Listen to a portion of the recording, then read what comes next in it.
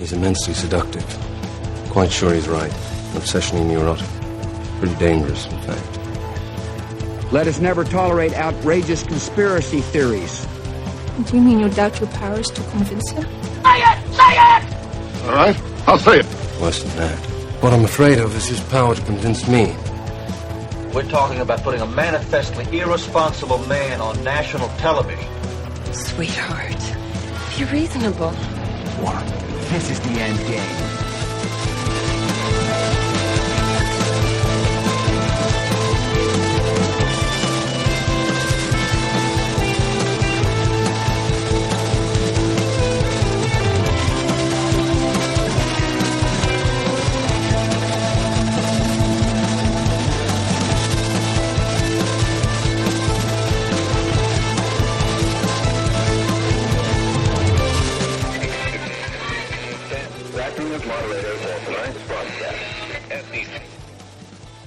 I mean, as long as you're reasonable. You have to be reasonable. We have to be reasonable. Thank you very much. You don't know that I'm going to even do it. You don't know. I may do it. I may not do it. I mean, nobody knows what I'm going to do. Chris, please explain to the normie we need to finish what we've started.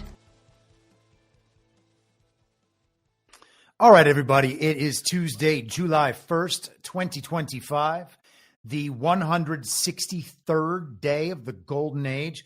I'm your moderator, Chris Paul. Let's be reasonable. Welcome back to the show. Friday, missed Monday. Here we are on Tuesday. It's not so bad. 3 days off in between. 3-hour shows, 3.5-hour long shows. I mean, it's just going to be how it is, I think, for a little while. Until I get through this writing process. So thank you for bearing with me. I know a couple of people have been having a little bit of a difficulty knowing when the live streams are going to be if I don't send out the notice at the beginning of the week, and I totally understand that concern. But for the foreseeable future, it's either going to be Monday, Wednesday, Friday, or Tuesday, Friday. And you can just check on Truth Social, check on Telegram. Hit me up if you're really concerned. But next week, probably Monday, Wednesday evening, and Friday.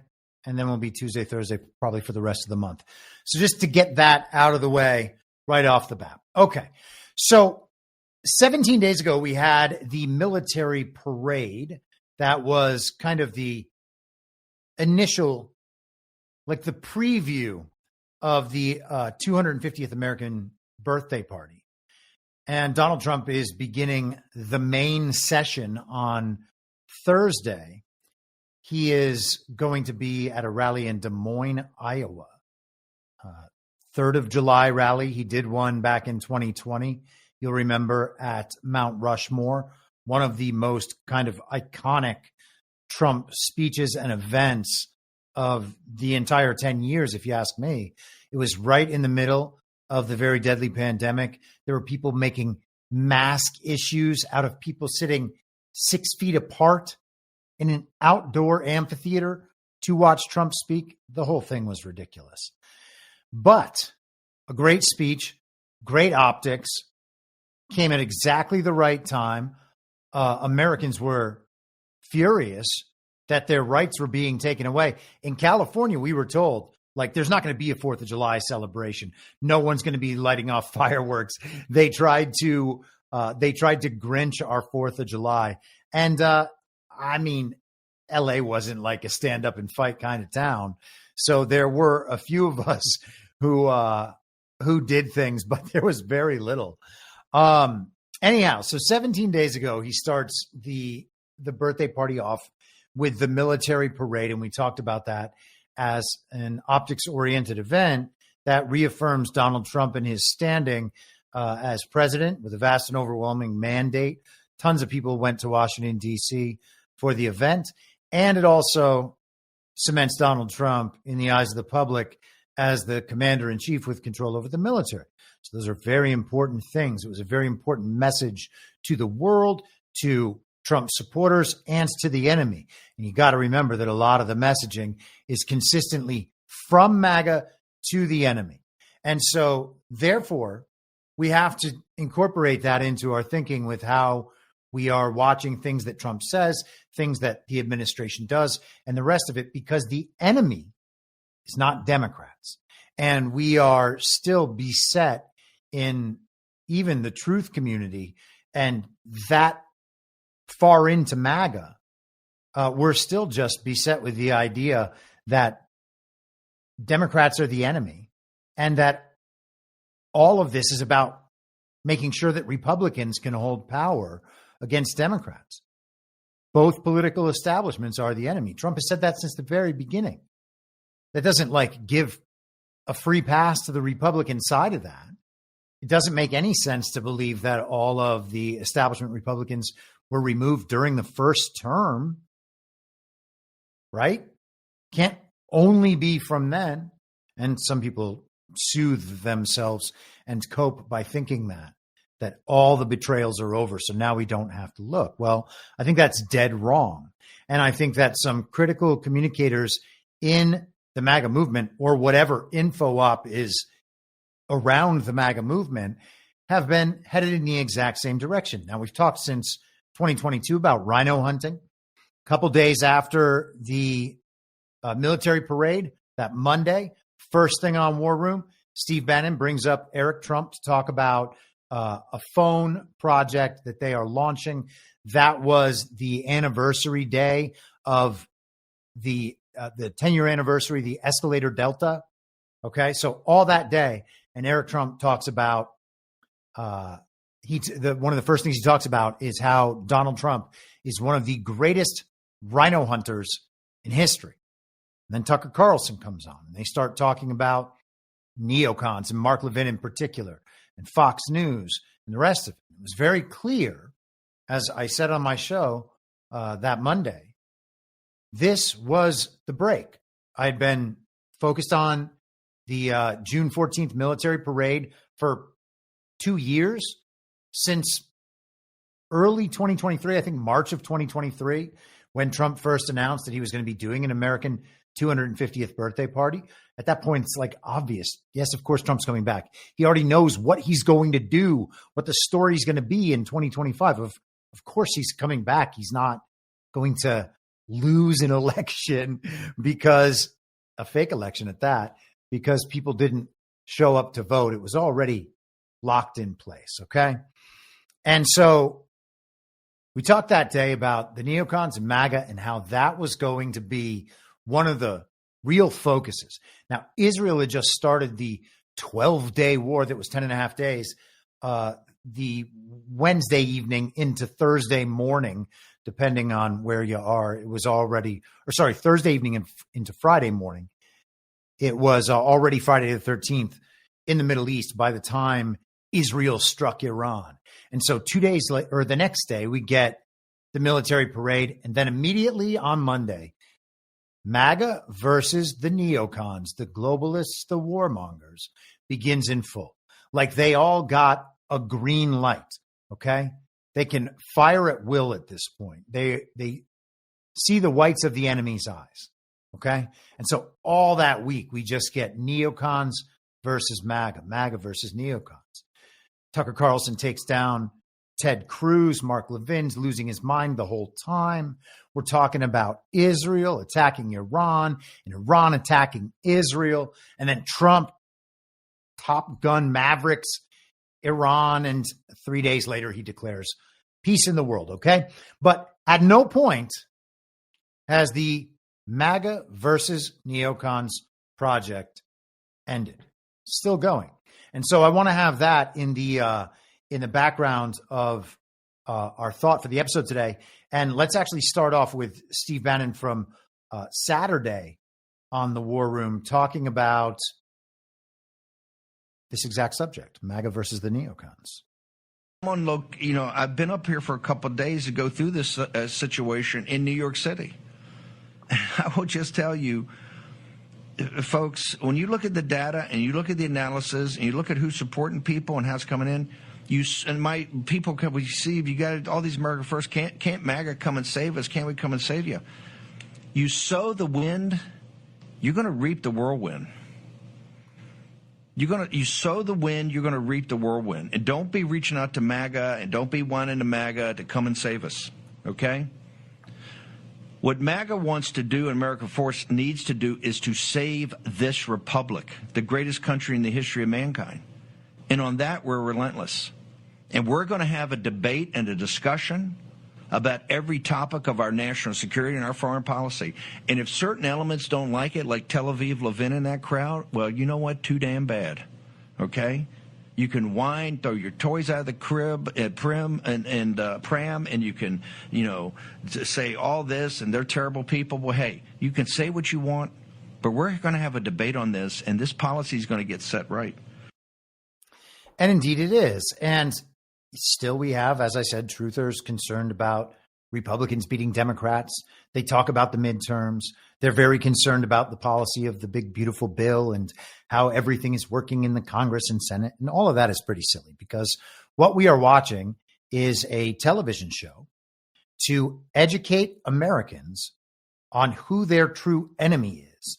And instead of paying attention to that show, we have people watching a soap opera on television that they are addicted to, hoping that their favorite characters conquer the other favorite characters. Okay? Very dumb. But the only way through it is to go straight forward. Okay? And you let people catch up when they catch up. But if you want to waste your time back there, don't know what you're thinking. Okay? By the way, this is probably going to annoy me 1,000 times today. I bought a website domain name the other day on GoDaddy, forgetting how much of an annoyance it can be, because when you buy a domain name, they send the information to all of these organizations, and then you just get nonstop spam for weeks on end. So infuriating. But now my phone is over there, and hopefully we'll be okay.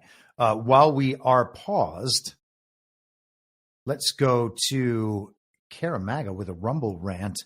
$20 in the chat on Rumble APL. And, you got to start strong.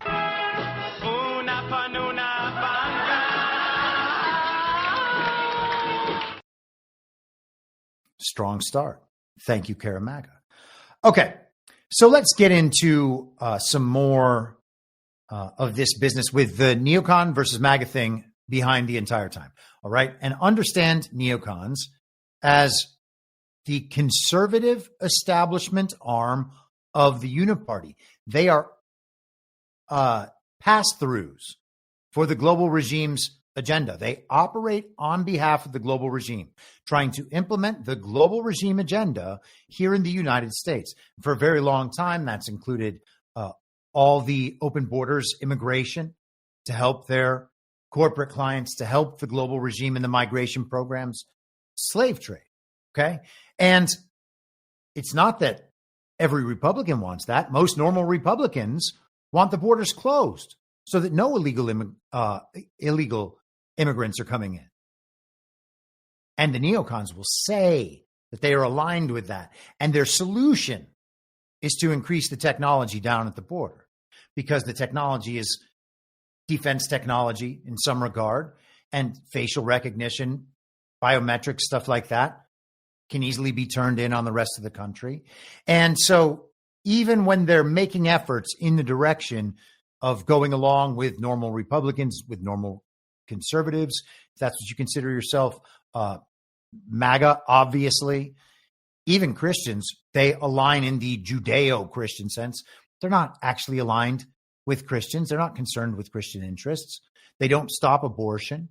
Okay, the illegal aliens, as I just said, they are the other half of the Uniparty, and they are helping the Uniparty left to pass this agenda in full. The fact that they have R's next to their names, and that some of the politicians have R's next to their names, and that we believe we have to win fake elections to get enough politicians with R's next to their name in office, then everything will be fixed. But everything won't be fixed, okay? Because the R next to their name isn't an indication of anything. Could be. Maybe one day it will be again. But it doesn't mean that they're aligned with Donald Trump. And if they're not aligned with Donald Trump and they are aligned with the neocons, well, then they might as well have a D next to their name, right? So critical to understand this when we go through these issues, and I'll obviously bring this back around at the end, but I just want to point out today what it is that we are dealing with, Okay. So let's get started. Before we get too deep into that stuff, let's just get started with a few quick things happening that are definitely going to be in, the mainstream understanding of,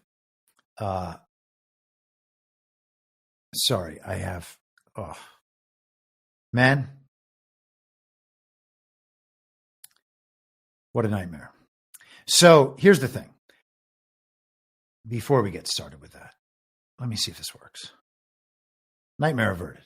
Okay, thank goodness. All right. I had to reinstall my operating system on my computer yesterday. It was a total waste of a day. And when you do that, you have to start your settings up again and put them all back, or some of them at least, back to the way that they were before. A lot of it comes through, some of it doesn't. And my browser was not allowing me to share my tab. And so if that wasn't happening, we would be in some trouble. So thank goodness, crisis averted. What to know? They've changed the title here. Trump toured Florida's immigration detention center in the Everglades. Here's what to know. And this is the Associated Press, okay? So they've got some protests out here already at the place they're calling Alligator Alcatraz, okay? Keep the land sacred. Is the land sacred? Keep your Gestapo out of our glades. Who is the land sacred to? I mean, is it just generally that land is sacred? So Donald Trump went down there with Meatball Ron, that is Ron DeSantis, the so-called governor of Florida, a state that has fake elections. And there is the Instagram influencer Kristi Noem, who is the so-called Homeland Security Secretary. And she was a governor of a state with fake elections as well. Okay, let's go down here for a moment. Many of you are familiar with the Alligator Alcatraz concept. It is a detention camp in the Everglades surrounded by an alligator moat, apparently. And that is supposed to be ultra threatening. No detainee will ever escape through this alligator moat. It's just impossible. They just have alligators on top of other alligators. It's an incredible moat. I don't know how deep that moat is. I hope that they make it deeper. If it's not very deep, then you can probably see the alligators and you can just wait until they're asleep and run across or something. I mean, it's not that big. But hey, it's a good time. Okay, so more commie signs. A threat to the environment. The illegal alien detention center is a threat to the environment. No justice, no peace, no ice in our street. Okay, commie. Let's keep it going. It's so crazy. Oh, look at this one. This is the one I wanted to see. Don't make me repeat myself. They are quoting history. So you don't want history to repeat itself. And what do they mean there? Well, they mean that we are going to be the ancestors of today's neocons, the Nazis. That's who we are going to be if we deport people who were brought here in a slave trade. Okay. Apparently, well, I might as well go there right now. Starborn just dropped this in the chat. This is from Nick Sorter over on X, formerly Twitter. Well, for processing just a moment. I have a feeling this is going to be at least somewhat amusing. So, and it's on topic, so we might as well add it in here. Sorter says, WTF, Kristi Noem just revealed one of the illegals they arrested was a cannibal who began to eat himself on a deportation flight. Yeah, he was like, I'll show those alligators. They're only going to get half a meal. This is why we need mass roundups. Okay, well, settle down, Kai. And apparently there's video here, but it's not doing a very good job of loading. Oh, maybe now? hopeless. It's all falling apart, everybody. It's all falling apart. Okay, well, whatever. We don't need to hear her say the thing that he just summed up right there. All right. So we have a cannibal who is eating himself. And we're just going to have to pretend that all of it is real. Doesn't matter how ridiculous it gets. We have to know. We have to care. Let's find out his name. Let's find out who his relatives are. Let's find out how long he's been doing his cannibalism. Let's find out what part of his body he was taking bites into. Let's figure out where he went to college, where he went to high school, his prom date. We could spend an entire week on the internet just trying to figure out everything that happened with the cannibal who started to eat himself. Start to eat himself. I'm falling apart, man. I'm falling apart. All right. It's all real. It's all real. Okay. Trump had this hilarious comment, and then we'll get into some more important Trump business. But this was from his tour of Alligator Alcatraz today.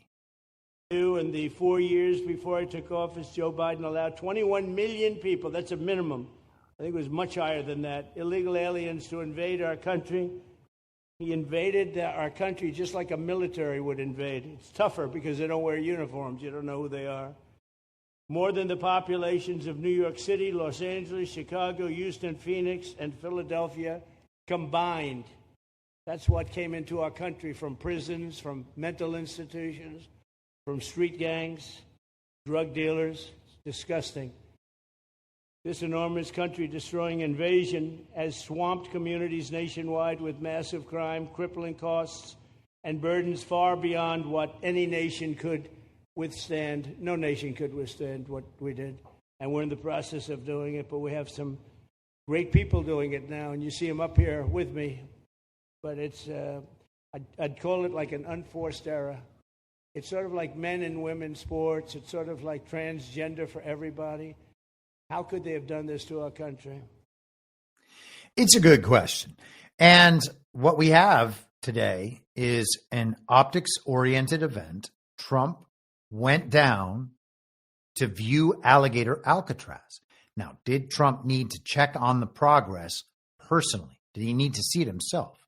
The answer is definitely no. Okay, so then he went down for a different reason, and seeing it himself was the ostensible purpose and the primary activity, but it was an optics-oriented event. And once he's captured the attention, once he's got the appropriate optics, then he can deliver the message. And the message is, look at how many illegal aliens are in this country, more than the populations of many of our major cities. And they have all these effects on American civic life, and we will get into some more of that. But an optics-oriented event, and there are more establishment people there gathering in the same optics. Ron DeSantis being one, Kristi Noem being another, but Ron is there with his close associates down in Florida. I think his Attorney General, James Uthmeyer, was there next to him, and Trump had complimentary things to say about Ron DeSantis. He said they've skirmished a few times. Maybe they'll skirmish again in the future, but hopefully not. Hopefully not again. And so what does it mean? Does it mean they're actually best friends and it was all kayfabe? Maybe. Okay. Or maybe it means that Trump is saying nice things while doing the Ron DeSantis event so that Trump is seen as the person actually doing the Alligator Alcatraz. The optics are immediately shifted to Trump, even though it was being presented as a Ron DeSantis thing. So possible there, but we can go either way on that. Even if it is, right? Let's just assume, for the sake of the example, that Ron DeSantis and Kristi Noem are both part of some anti-Trump project that was put in place long ago. These people were pre-selected for these roles years in the past, and now they are playing out these roles. And they are not actually aligned with Trump, But Trump is drafting off of that story, okay? Because he knows that as he keeps going forward, whoever he is aligned with at a given time, he's going to eventually surpass them, not only in his action in the real world circumstances, but in people actually supporting him rather than the groups that he aligned with, even people who were aligned with those groups over Trump first. Okay. And we've seen this over and over again. People lose their anger toward Trump. They lose the idea that they are smarter than Trump at some point while Trump is aligned with their interests. And then they move only toward Trump, not committed to their prior interests that brought them to Trump. Okay. So we've seen that happen a number of times. We cannot suspect that people who are aligned with Trump are actually pro-Trump.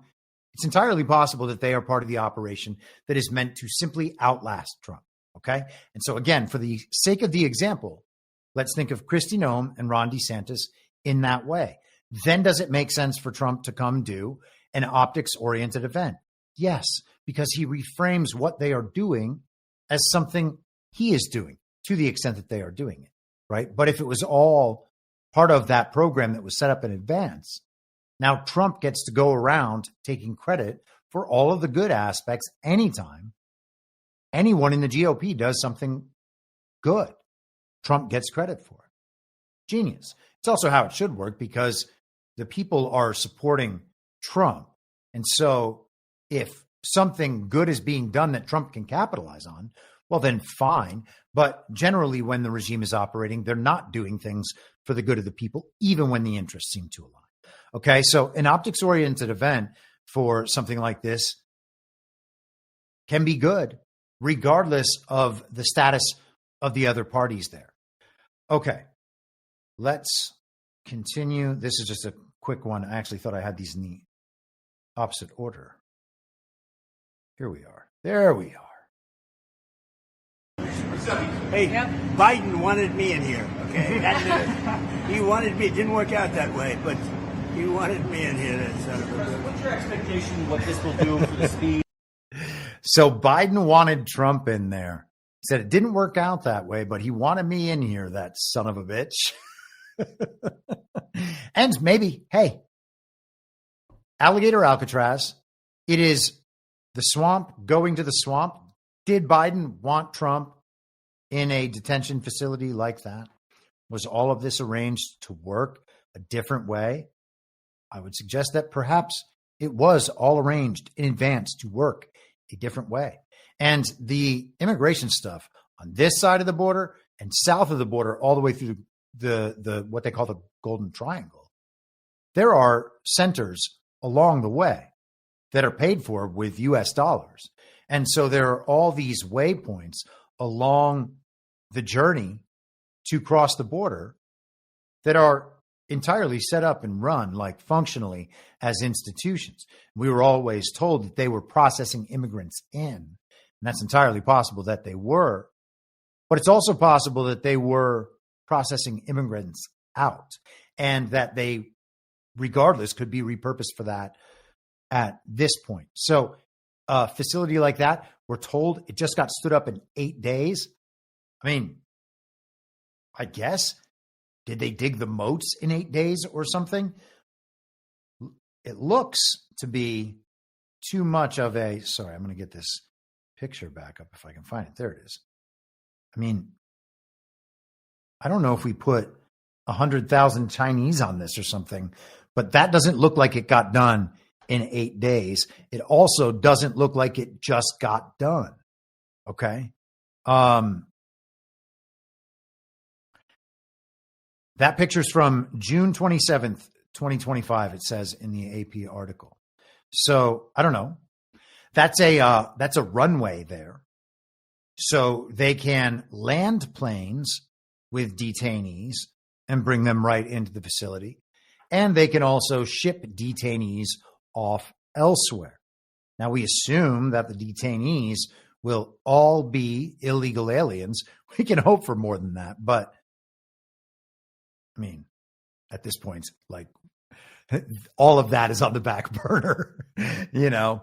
But we could hope for that. Maybe they're shipping people down to Guantanamo Bay back and forth from this facility. Who knows? But great optical event, and the Alligator Alcatraz branding has seemed to make itself viral quickly. This is Donald Trump talking about giving an update on the other Alcatraz. Because of the violence and criminality I have seen due to the open border policy of Sleepy Joe Biden, in particular allowing millions of people into our country who shouldn't be here, I wanted something representative to show how we fight back. And then it happened. I saw a picture of Alcatraz looking so foreboding. And I said, we're going to look into renovating and rebuilding the famous Alcatraz prison, sitting high on the bay, surrounded by sharks. What a symbol it is and will be. Conceptual work started 6 months ago, and various prison development firms are looking at doing it with us. Still a little early, but a lot of promise. And so a very interesting post and announcement on the same day that he visits Alligator Alcatraz. And maybe Alligator Alcatraz will become a joke at some point. I don't know. And as the focus shifts to the original Alcatraz, for instance, and I don't mean necessarily a joke, but maybe a decoy or something. Maybe that's a better way of saying it. I don't want to imply negative judgment to it. Okay. So we were talking about illegals. Let's go to a few stories relating to that issue. And then we'll get into the really important topics of the day, like the Senate passing a piece of legislation, a spending bill, and Elon Musk saying mean things about Donald Trump. Oh, it's important. This is from the Federalist. Republicans challenge Arizona law permitting non-residents to register to vote. Now, that is the sort of thing we are led to believe does not happen anywhere. No state would ever allow that. We're told that illegal aliens don't vote. Instances of illegal aliens voting are exceedingly rare. And what they mean when they're saying that is instances that have been caught and then announced publicly are exceedingly rare. And that's because the people running the election system are intimately involved with the election fraud and the entire system as a whole. So, of course, the people running the system are not going to be examining the system for all its flaws that they know about and exploit. So, of course, there's not going to be that many examples. But then you have Arizona, who's just like, yeah, non-residents, okay. We talked about it with New York last week, and this hasn't gotten all the way there. So let's not freak out or anything. But a provision of Arizona law allowing individuals who have never resided in the U.S. to register to vote in the state is unconstitutional. A lawsuit filed Monday alleges, filed in Maricopa County Superior Court against the state and Secretary of State, Adrian Fontes, one of the guys involved in the 2020 election theft, and was the beneficiary of election theft in 2022 when he was, quote unquote, elected. The challenge contests the legality of a section of state law stipulating that any United States citizen who has never resided in the United States and whose parent is a United States citizen who is registered to vote in this state is eligible to register to vote and may vote in this state using a federal write-in early ballot. So this is kind of like an inverted form of birthright citizenship. This is someone who's never been here and their parent is a citizen, so they get to vote. This actually this makes some amount of sense, but not if they've never lived here, right? So couldn't illegal alien or any sort of immigrant come to the United States, be naturalized, and now their child can vote, even if that child has never resided in the state? That sounds very suspect. Let's continue. The lawsuit was brought by the Republican National Committee, the Arizona GOP, and Arizona GOP Chair Gina Swoboda. Restoring Integrity and Trust in Our Elections PAC is sponsoring the litigation. Plaintiffs argue that residency is not inherited and cannot be established by proxy, and I would agree with that.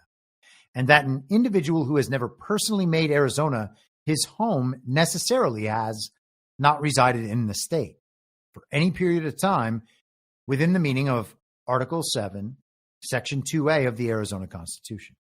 Okay, so they are going after the ability of non-residents to vote in Arizona. And I think that that's good because while it doesn't cover the entire issue of illegal aliens voting, which is really illegal aliens, very likely with none of their own knowledge or choice, being marked down as registering to vote when they are given state-issued driver's licenses and other IDs, then, of course, their ballots are printed without them knowing. They are sent to an address and collected without the illegal alien knowing. And then they are marked, the ballot is marked and cast and counted without the illegal alien knowing. But the illegal alien's identity has been used to cast a vote. And so we have seen that many times over the years. We are told it doesn't happen, but they make provisions in law for all of these various aspects of illegal alien voting to become possible, one loophole at a time. And then you take that loophole to the federal courts, you get a friendly decision on your side, and then that's just court precedent and law until someone is able to bring that exact issue in the perfect way all the way to the Supreme Court. And if you wonder how our system gets rigged, well, that's how it gets rigged. So we have to, unfortunately, have all of these challenges, even about these very specific and more questionable claims. Let's keep going. This is the Daily Mail from yesterday. How Trump's new searchable national citizenship system could change U.S. elections forever. That is quite dramatic. Oh, cool. More spam phone calls. All right. The Trump administration has quietly assembled a new searchable database of U.S. citizens. The program is designed to help state election officials cross-check voter registrants across the country to ensure only U.S. citizens are able to cast ballots. It's an initiative that follows former Doge head Elon Musk's efforts to gain access to Social Security Administration and other agency data. And it's likely to be opposed by Democrats and also others concerned that American voters' data could be breached or compromised. The administration speedily constructed the system in just a matter of months after Trump issued an executive order directing Homeland Security Secretary Kristi Noem to create a system to ensure only citizens vote in elections. State officials should access appropriate systems for verifying the citizenship or immigration status of individuals registering to vote, the order states. Okay. So Elon Musk was trying to access the Social Security Administration data, and we were told that that was a crucial issue. He was going to mess with people's Social Security. He was going to introduce some kind of virus or something, and all their Social Security was just going to disappear forever. We were told that there were privacy issues. They were concerned that someone in the government might have access to government data. And I suggested at the time when people were worried about Palantir and the rest of it, and I'm not suggesting there's no reason to be worried about Palantir. We should be worried about absolutely everything in the world that is being given inordinate power. Okay?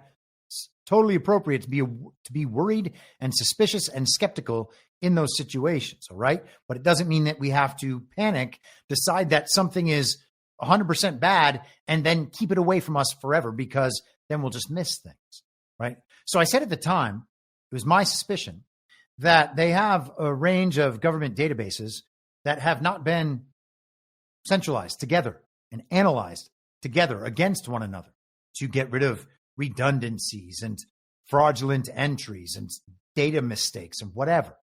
Okay. Seemed like we didn't have that. And the Trump administration was bringing Palantir aboard to use their Foundry program to be able to achieve that within the government. Something to do with Elon Musk and Doge, maybe too, the Doge team. Elon Musk's not there anymore. Elon Musk is not Doge anymore. Russ Vogt is Doge, more or less now, and we'll come back to that later. But the idea of centralizing these databases, I said, one of the things they're going to have a problem with at some point is the voter registries, because they create identities all over the country, and they create identities for social security numbers and the rest of it, right? There's a lot of quote unquote people who just don't exist. Okay. And they have information in government files despite their non-existence. People who never existed, or people who just simply aren't US citizens and shouldn't be voting or whatever. And so if we put all of those databases together and we find those redundancies and all those mistakes and the rest of it, what happens to voter registries? Well, one would have to suspect that they're going to drop dramatically. And if voter registries drop dramatically, there's no real way to hide that. And there's no real way to excuse it. Okay. The Democrats and Republicans can't come out and say, this has been our greatest voter registry period of all time. We registered 40 million people. It's not possible. Okay. So there's no way to hide something like that. And I think that we are headed in that direction. And that's going to be a big deal. And so you can imagine the freak out. One of the comments in the Daily Mail article called it had some University of Chicago or somewhere professor saying, this is a hair on fire moment. Why is it a hair on fire moment?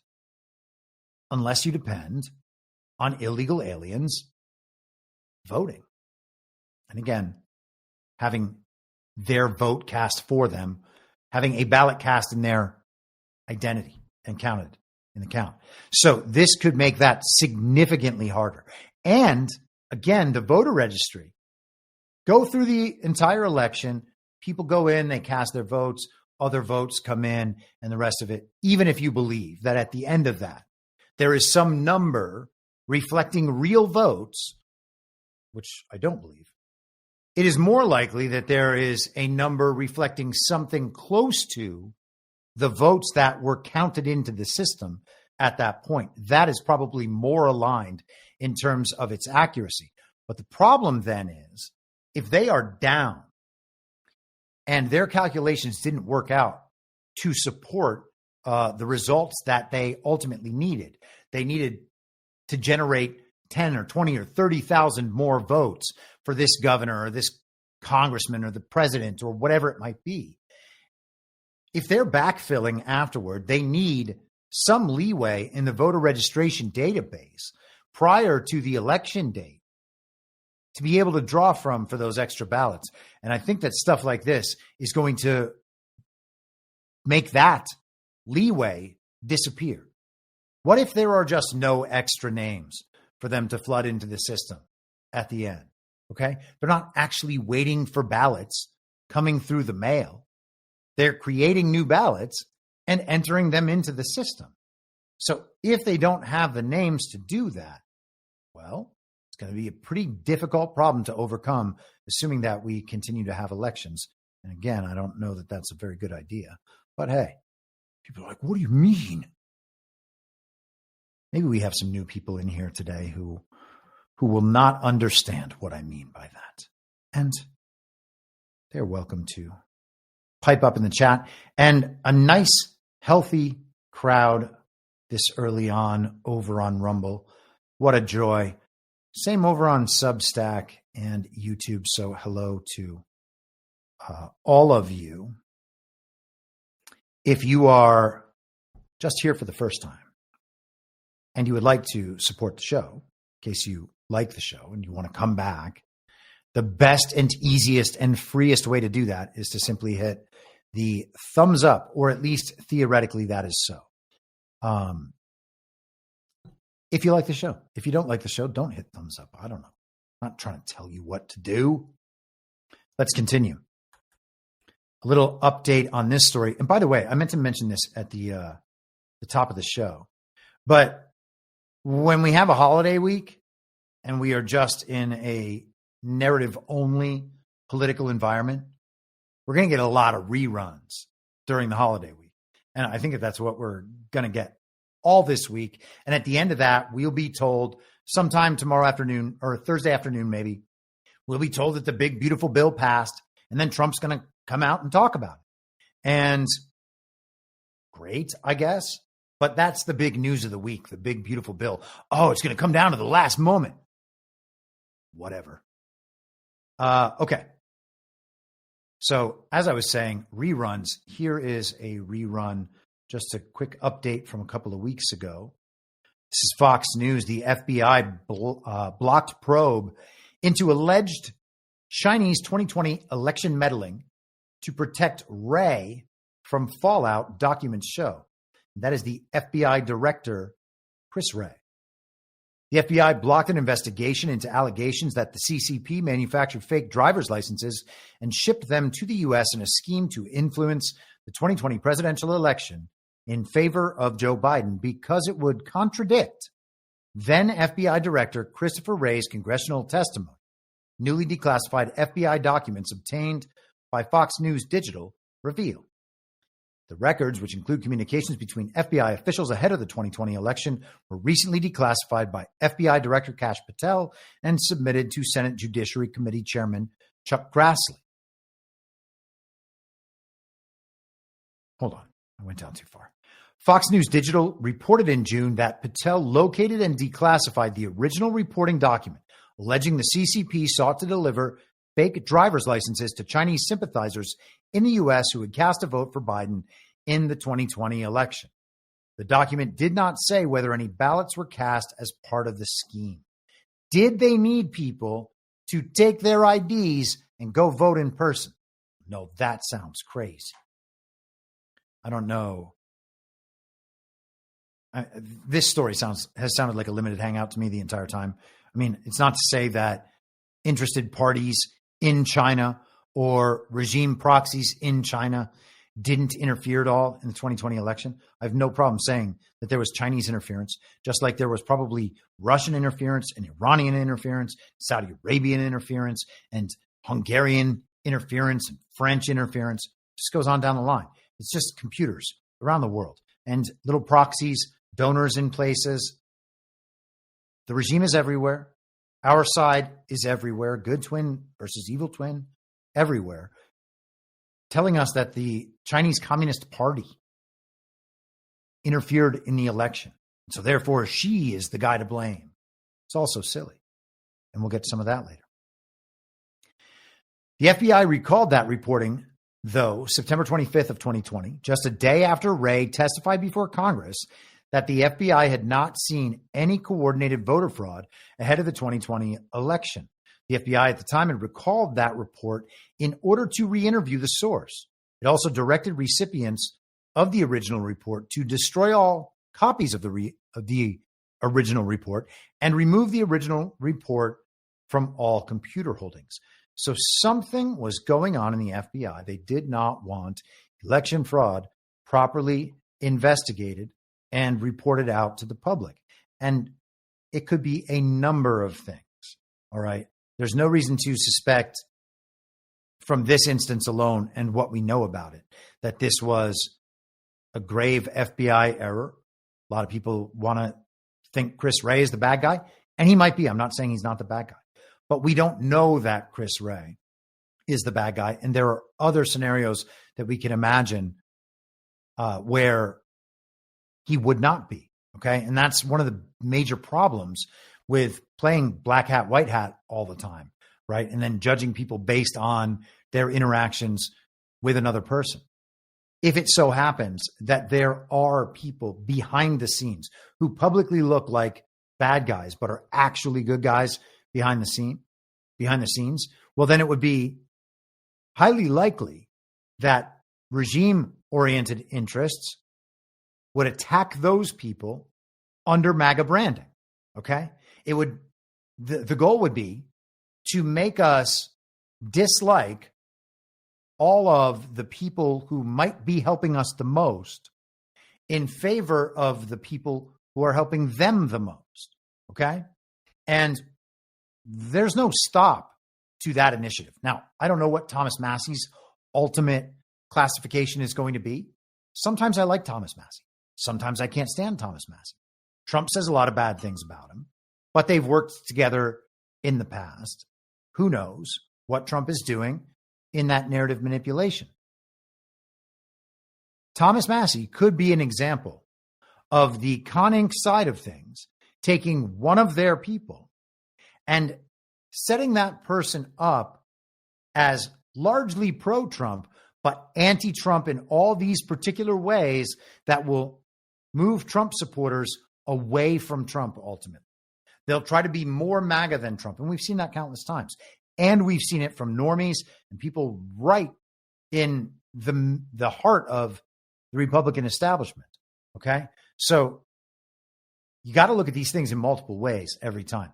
If Ray was a good guy, there are uniparty right interests who would then attempt to paint Ray as a bad guy. Chris Wray is the reason that we had Joe Biden pretending to be president for 4 years. Well, is he a bigger reason for that than Donald Trump himself? That's the question. Elections are stolen. I'm not saying elections are not stolen. And I'm not saying that the enemy wasn't trying to achieve the election outcome they achieved. Okay. I'm suggesting that Trump allowed for other things to happen and allowed them to align and then performed a whole series of his own actions to lead us into that period. And so to then say, well, no, it was Chris Wray's fault because he knew that the Chinese were sending fake driver's licenses around. That would be crazy, right? And we don't think through each step of that logical process in order to get there and what our basis is for thinking Ray is the bad guy. We just know there's been a bunch of stories where Ray is the bad guy. We think he might be the bad guy. Here's another story that says he's the bad guy. Therefore, he's the bad guy. Okay? But this story doesn't have to be any more legitimate than the one before. All right? All we need to know as Americans is that there is nothing in our election system that can guarantee reliable results of an election representing the will and consent of the American people to be governed. There's no way to perform a legitimate election. Therefore, there is no way, other than a vast and overwhelming public mandate, to suggest any legitimacy in being governed for anyone. And that's it, okay? So that's all we have to know about elections. Elections are a nullity until they are fixed, until the entire country knows that they are a problem and they are fixed. They are meaningless, okay? So we shouldn't waste our time in them. We should spend our time making sure that the illegitimacy of our elections is broadly known across the American public in every potential opportunity to let people know if they bring up midterm. Oh, well, he's got to do that. Otherwise, oh, man, he's going to suffer in the midterms. The midterms are 17 months away.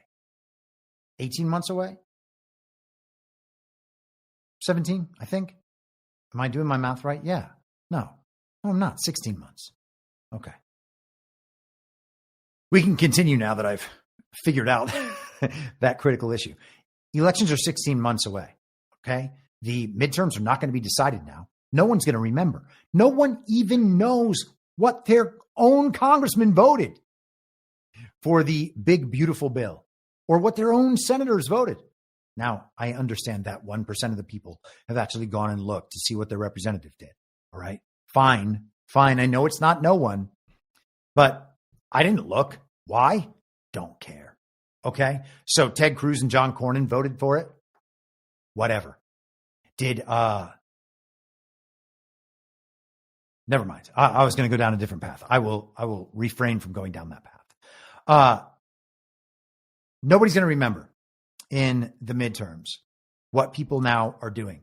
So if you are premising political arguments and you are arguing against taking a principled stand on something in service of a potential Republican win in the 2026 midterms held 16 months from now, you've missed the boat. What are you doing with your life? Honestly,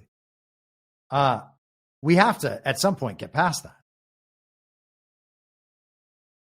And as soon as you understand why we have to get past it, well, it wears off immediately. And by the way, you'll find other things to be interested in, and they'll be more meaningful to you when you're not focusing your time on how to win midterms on behalf of Republicans who already don't help Donald Trump.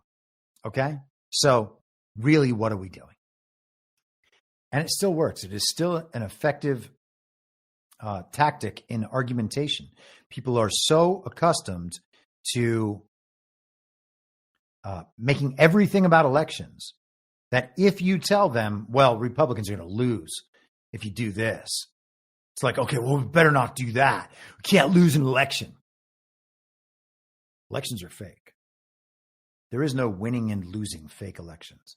There's only being told by the television what they have chosen for what will happen. Let's continue on. Bringing Palantir back into it. This is from Business Wire, a Berkshire Hathaway company. That would be Warren Buffett. It wants to let you know. So this is a press release from Palantir and from Accenture. Palantir and Accenture Federal Services join forces to help federal government agencies reinvent operations with AI. And so, again, this is somewhat along the same lines that we were talking about, that we were discussing a few minutes ago, with the centralization of government data. There is probably a level to which that is absolutely necessary and will eliminate the opportunities for the fraud in the government systems. And I don't know about you, but I've been hearing for my whole life how every time someone mentions a government and their technological capabilities and the systems that they operate on in the government offices, it's always like, our tech is so old. These computers haven't had their antivirus updated in 20 years, stuff like that. Okay. And so why would you keep terrible systems that don't provide effective and efficient data analysis, which is the point of keeping all that data? Why would you want systems that don't allow for that? I personally would not want that situation. I would want to get the job done as effectively and efficiently as possible, because I'm supposed to be serving people, not supposed to be making the government more powerful. So they have these systems that cannot connect with one another, and a closed circuit of a system so that the information can't get out anywhere and be messed with. Those are the sorts of circumstances you would expect if someone was trying to pull one over on the people. And that's exactly what they've done. So Palantir could be bad, could be good. Peter Thiel could be bad, could be good. They could be the most dystopian company in the entire world. And also, they could be used because of their alignment right now, because of the products they've created, to destroy the regime and elements of the regime, and maybe Palantir itself. I don't know. I'm not suggesting that's what's going to happen. But it's just another thing that we have to remain open-minded about, okay? And try to understand what's actually happening rather than have an emotional reaction to it. Oh, those are the bad guys. Now we don't need to learn. We still need to learn. Palantir, a leading provider of AI systems, and Accenture Federal Services, a leading U.S. federal technology company and subsidiary of Accenture LLP, today announced a landmark strategic partnership naming Accenture Federal as a Palantir preferred implementation partner for U.S. federal government customers. Together, the companies will deploy commercial-grade AI-powered solutions to address federal agencies' highest priority operational challenges, from optimizing and orchestrating mission-critical workflows to enhancing decision-making and increasing operational resilience. As part of the collaboration, Accenture Federal Services and Palantir will partner to train and certify Accenture Federal Data's Federal's data and AI team of 1,000 professionals on Palantir Foundry and artificial intelligence platform to establish a premier joint delivery capability of cutting-edge automation for the federal government. Accenture Federal is a natural Palantir partner, said Alex Karp. What makes this partnership so uniquely powerful is Accenture's expertise working with the federal government and our ability to bring commercial capabilities to government solutions combined with Palantir's deep experience in government software, said Julie Sweet, the CEO and chair of Accenture. The two companies will initially focus on the co-development for three offerings. Enterprise to edge data fusion using Palantir's ontology and AI platform to accelerate modernization of enterprise business systems, to push critical data from the enterprise to the tactical edge. So that's getting the information where it needs to be for people to act on that information. Predictive supply chain orchestration, combining Accenture's federal and commercial logistics expertise with Palantir AI to help government agencies deliver optimized, autonomous, and resilient supply chain workflows. Now, I don't know what it means to have the government deeply involved in supply chains, but I suppose that they have to be for certain things like military. And I mean, that would be enough of an example on its own. But obviously, with a deportation process, for instance, you're going to need a supply chain and a logistics flow for that operation. So again, is this necessary and efficient and can be used in a responsible way? Or is it only evil, unnecessary, and exploitative? It's one of those tough issues that we've talked about a number of times when it comes to technology, right? The technology is a tool. I'm on technology right now. I got a computer in front of me, a television there, a camera there. Here's a microphone. I don't know how any of these things work. I could never build them, okay? I would not even probably successfully take one apart without breaking it. Although I could. I'm not totally useless with my hands. I mean, I was raised in the country, so I know some of these things. But these are all tools, and it depends on how you use them. If I stare at that television and watch garbage content from mainstream media come into my eyes all day from that television, well, then I am using that piece of technology in a destructive way. If I'm monitoring it so that I can be looking up that way rather than right down here at my computer for the entire show, well, then maybe that's provided an advantage. I couldn't do any of this without technology. That's my point. All of it is a tool. It depends on who's using the tool and how they're using it, which is why, again, it's critical to understand the motivations of the people actually operating the technology. You know, if Palantir's access can be totally restricted in some way, and I don't know that's possible, right? I don't know that. But if it can be, and then it's just a technology platform that a company uses, well, it's really then a matter of whether or not the company is using it for good or evil, and Palantir in that situation becomes a neutral actor. And I think it's important to understand that. But let's wrap this up. Operationalize financial intelligence. That's the third key offering, providing a 360-degree view of agency budgets and expenditures across numerous systems to enhance fiscal transparency and accountability. And all of that is important.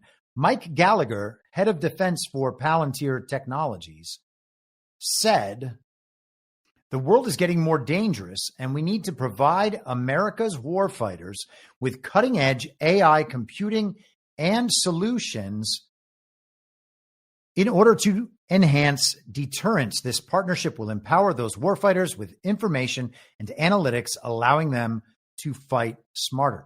Now, Mike Gallagher, you might remember from Congress. So Mike Gallagher, this guy right here, I think he's Wisconsin, Green Bay, Wisconsin. He joined Palantir as head of defense in June 2024 succeeding Doug Filipponi, who transitioned to an advisory role. And he chose to step down from his congressional seat rather than run for re-election, and immediately went to a military contractor, essentially, in Palantir.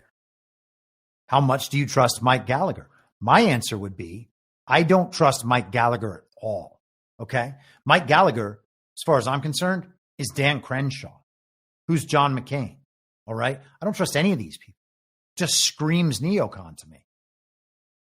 I don't know that that's the right answer. Maybe one of you has an opinion about Mike Gallagher that I might be interested in learning, that I might not have considered. By all means, send it my way. But that doesn't seem like a positive development. Let's continue.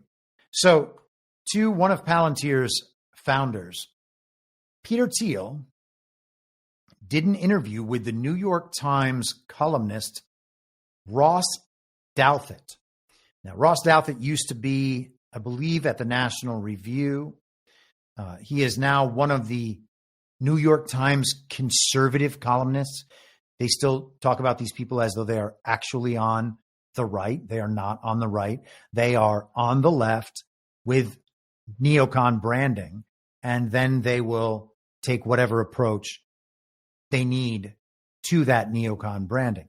Ross Douthat wrote a book called Decadent or Decadence, talking about how our society had become decadent, and nonetheless a Trump deranged, anti-Trump, never Trump hater for 10 years. And if that's changed somehow, by all means tell me, but I don't think it has. And you can hear the way that he discusses Trump in the interview if you listen to the whole thing and understand that immediately. So what we are talking about is the so-called conservative columnist from the New York Times interviewing the so-called Christian conservative, gay, Peter Thiel, who is a tech investor in DARPA Technologies, was one of the original investors in Facebook.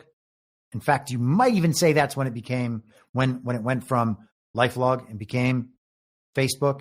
And essentially that's what we have going on with Palantir still, just tons of data being processed together. We talk about the great cloud in the sky and all of everyone's data and the processing with various algorithms and artificial intelligence. It's the beginning of the path to the end of the path, and we can see what all of this allows for in 2025, okay? It's not that it's all bad. It allows for bad, okay? It's possible that these tools could be used for great evil, which is why a lot of people are hesitant to have them in the world in the first place. Although I would suggest that we've probably had many of those examples in the past, and I'm not sure that they've all turned out bad, okay? So regardless, we just have to take it as it comes. Try to make sure that the people controlling these powerful tools are not evil from our position of limited power in our own lives. You know, do what we can to limit their power by understanding what their power is and how carefully it needs to be watched. So I think that in a matter of a few clips, people will probably turn against Peter Thiel fully forever. I'm not sure that's entirely warranted, but it might be. Here is Thiel on populism, and this is in the context of a conversation about Donald Trump. Peak of populism right now would be Silicon Valley made an alliance with the populists, but in the end, the populists don't care about science. They don't want to spend money on science. They want to kill funding to Harvard just because they don't like Harvard, right? And in the end, you're not going to get the kind of investments in the future that Silicon Valley wanted. Is that wrong? Yeah, but we have to go back to this question of, you know, how well is the science working in the background? This is where, you know, the New Dealers, whatever was wrong with them, you know, they pushed science hard, and you funded it, you gave money to people, and Just to be clear, the New Deal is Franklin Delano Roosevelt, and it essentially installed socialism, if not communism, in our country. And Peter Thiel is pointing to that model and saying, well, it's good that they invested in science. Hey, Peter Thiel, you're a progressive, okay? You might have your ostensibly Christian beliefs. You might talk about those. You might talk about Rene Girard and his opinions on the Bible, which seem to be your opinions on the Bible. But you're a progressive. This entire conversation is about what Peter Thiel discusses as stagnation. He believes that we haven't advanced down all these various technological lines in the last 50 years. And what we need to do is advance down those technological lines. Now, many of them that he mentions throughout this interview are things that I would say, well, that's ridiculous. That's not real. But he loves it. I got to say, the guy's a progressive. I don't know how anybody can believe he's a conservative. His priorities are progressive.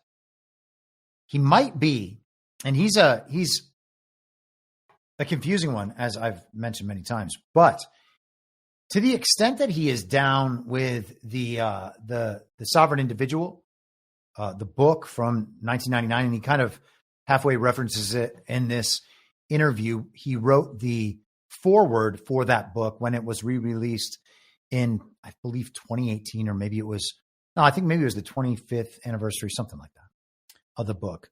But so he is very much aligned with that, or has been in the past, and that would be in alignment with the whole Curtis Yarvin thing and kind of these little offshoot societies, these city-states, you know, the Singapores of the world and Hong Kong as it used to be, or some of these other little separate entities. They have them all over the world, and they want more of them. Now, that's when it seems like, okay, well, they are moving toward decentralization, and that is moving toward the right? You have the authoritative state that does everything on the left, the collectivists and all that. And then on the right, you have the right goes toward anarchy, right? You don't want that control. You want that decentralization. But the thing about the Yarvin idea, and I think what Peter Thiel supports, is that within those societies where libertarian oligarchs get to do absolutely whatever they want and just bring resources in from all over the planet, but they have all the money, they have all the control, they get to do whatever they want in their society. There's still a very strong police state because they want security beyond everything else. And that might be what you would want in a closed off city state where everyone in there gets to do whatever evil shit they want. And so I don't know if that's if that's right wing. Maybe that's the one exception to the anarchy, as it were, or to the decentralization that might lean the other direction. But I would probably be inclined to say he's still in support of an authoritative state higher than anything else in a smaller form, right? And I'm not sure that the United States government and how much the United States government controls obviously is huge, but there can be a total authoritarian state anywhere in the world that is much, much tinier and still more authoritarian. So I don't think it's I don't think that problem gets solved by creating smaller satellite states, is all I am saying. All right, let me check on the chat for just a second, then we will continue here with Peter Thiel. All right. And you scaled it. And, whereas today, if there was an equivalent of Einstein and he wrote a letter to the White House, it would get lost in the mailroom, and the Manhattan Project is unthinkable. If we call something a moonshot, this is the way Biden talked about, let's say, cancer research. A moonshot in the 60s still meant that you went to the moon. A moonshot now means something completely fictional that's never going to happen. Oh, you need a moonshot for that. It's not like we need an Apollo program. It means it's never, ever going to happen. And so, but it seems like then you're still in the mode of, for you, as opposed to maybe for some other people in Silicon Valley, the value of populism is in tearing away the veils and illusions. And we're not necessarily in the stage where you're looking to the Trump administration to build to do the Manhattan Project, to do the moonshot. It's more like populism helps us see that it was all fake. You need to try. So that is a pretty interesting observation and insight by Ross Douthat, framing it in that way. Populism is the political tool in this sense that exposes all of these problems with the system that someone like Peter Thiel or someone like Mark Andreessen and all of their tech friends can then rush into the void and fill with their ultimately efficient technology. And all of a sudden, you've taken this mass sprawling disaster of a government, and now you've got it lean and mean and doing exactly what it's supposed to do using all of this technology. It's important to remember that the people in that government are not elected by the people, okay? And so when you are empowering them to make your system efficient, you could be making a huge mistake, right? Efficiency is not the be-all and end-all of government performance. Government performance is only and should only be related to how well it is serving the interests of the citizens who are responsible for having set it up. And the government's not doing that. And there are efficient governments that might also not be doing that. And yes, the television can tell you that they spent less money this year than they did last year, or more money this year than last year. None of that matters. All that matters is whether or not they are serving the people. And as far as the money's concerned, we're going to go into some of that later. But it's fake in the first place anyway. The debt's never being paid off. Like, I don't know why Elon Musk, and Elon is probably kayfabing, I understand. I've made the case myself, okay? But getting upset about debt and deficits is just so silly. And that's one of the things that the GOP establishment, when they want to align with MAGA or split parts of MAGA off and replace it with themselves, that's one of the things they go after. Spending, right? It's totally irrelevant. The war is against the global regime and its central bankers. The currency is changing. They are trying to collapse the currency. We might be doing some version of the same on this side of things. They are hopefully attempting to kind of retract all of the money printing. And I think that there are ways to do that. In fact, one of them came up over the weekend. And you know what? Maybe we should just hop into this just for a second because I thought it was really interesting. And this is not something that I'm going to be able to simply prove to you, unfortunately, but take it for what it's worth and, form whatever opinion feels right. This is a little bit of a sidebar here. So from over the weekend, there is a screenshot of this tweet. Bitcoin Cam says, can anyone explain to me why companies are buying billions of dollars of Bitcoin every week and the price is virtually unchanged over the last 6 months? Explain it to me like I'm 5. That's a great question. Okay, we get these Bitcoin spikes. We get people buying constantly, and the price will just hover at the same place. Trump does Bitcoin stuff. He talks about Bitcoin in public. They bring legislation to help cryptocurrencies, all these things. And the price stays basically the same.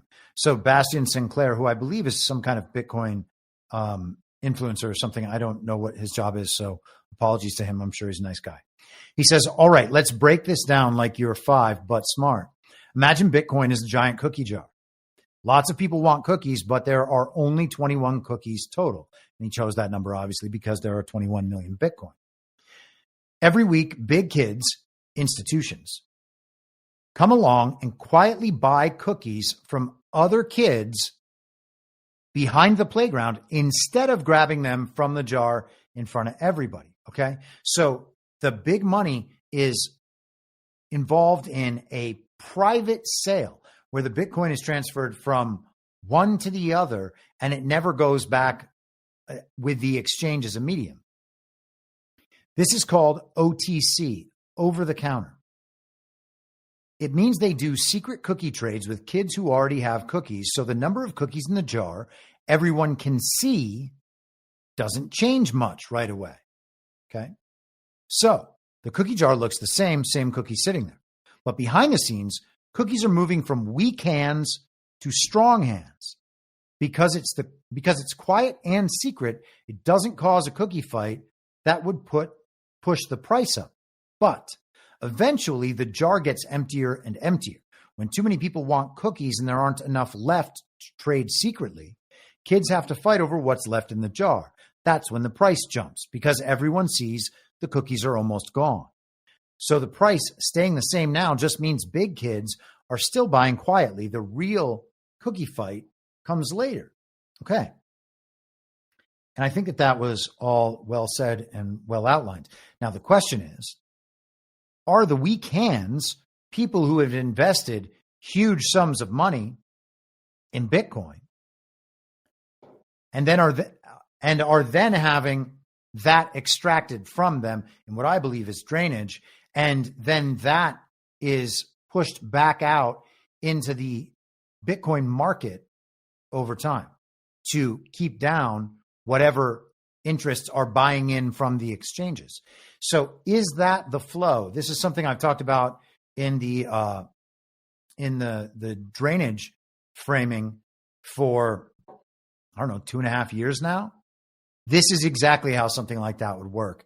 And I don't know that that's what's going on here, but I think that there's good reason to believe that it's something like that. And I've suspected that for a while because I've thought about this problem a bunch over the last couple of years. Once I kind of got into Bitcoin and took the approach to Bitcoin that I take, that seemed like one of the strangest aspects of this whole thing, because it seems like there is clear manipulation in that market when it comes to the price and that it's being held artificially down. So there's got to be some explanation for that. And this does seem to align. So let's retreat from that field and get back to Peter Thiel. Both. And they're very entangled with each other. And I don't know. There's a deregulation of nuclear power, and at some point we'll get back to building, new nuclear power plants or better designed ones, or maybe even fusion reactors.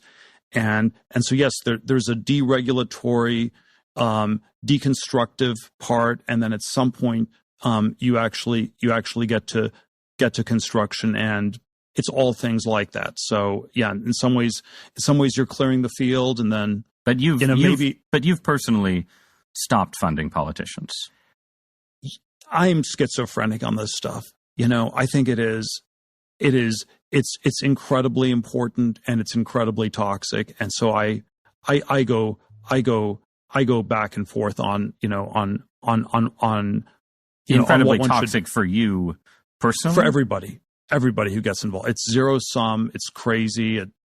And then in some ways, because everyone hates you and associates you with Trump. Like how is it toxic for you personally? It's toxic because it's in a zero sum world. The stakes in it feel really, really high, and you end up having enemies you didn't have before. It's toxic for all the people who get involved in different ways. There is a political dimension of getting back to the future.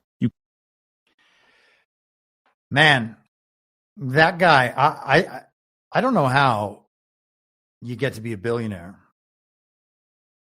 when you talk and think like that. That guy does not seem particularly bright to me. And I don't know if that's just a stutter, an insecurity or something, but he is not expressing very complex or interesting, much less profound thoughts. Okay. I thought it was really interesting talking about the politics and the political donations there, because we just heard that Don Bacon is not going to be running for re-election in the fake midterms next year. Don Bacon was one of the 3 Republican congressmen, along with Juan Ciscomani and Derek Van Orden, who was going to be supported by Peter Thiel. He was supporting 3 congressmen. Don Bacon was one of them. Don Bacon has always been anti-Trump, and now Don Bacon is out of the race. So what can we think about Peter Thiel in that instance? It's pretty strange, isn't it? He talks about these moonshots. He wants this scientific progress. The Manhattan Project, what a brilliant event that was, set up at Bohemian Grove, and then some Jewish communist created a magical bomb out in the desert. Yeah, we can't wait for more things like that to happen, Peter Thiel. That's what we need. Oh, gosh. Okay, let's keep going. Different clip. I wanted to share that one, even though these other 2 are the ones that have received the most talk this week. There we are. My very specific question for you, right, is that you're an investor in AI. You're deeply invested in Palantir, in military technology, in technologies of surveillance, and technologies of warfare, and so on, right? And it just seems to me that when you tell me a story about the Antichrist coming to power and using the fear of technological change to sort of impose order on the world, I feel like that Antichrist would maybe be using the tools that you were building, right? Like, wouldn't the Antichrist be like, great, we're not going to have any more technological progress, but I really like what Palantir has done so far, right? Yeah, isn't that a concern? Wouldn't that be the irony of history would be that the man publicly worrying about the Antichrist accidentally hastens his or her arrival? There are all these different scenarios. I obviously don't think that that's what I'm doing. To be clear, I don't think that's what you're doing either. I'm just interested in how you get to a world willing to submit to permanent authoritarian rule. Well, but again, there are these different gradations of this we can describe, but is this so preposterous, what I've just told you, as a broad account of the stagnation that the entire world has submitted for 50 years to peace and safetyism? This is 1 Thessalonians 5:3. The slogan of the Antichrist is peace and safety, and we've submitted.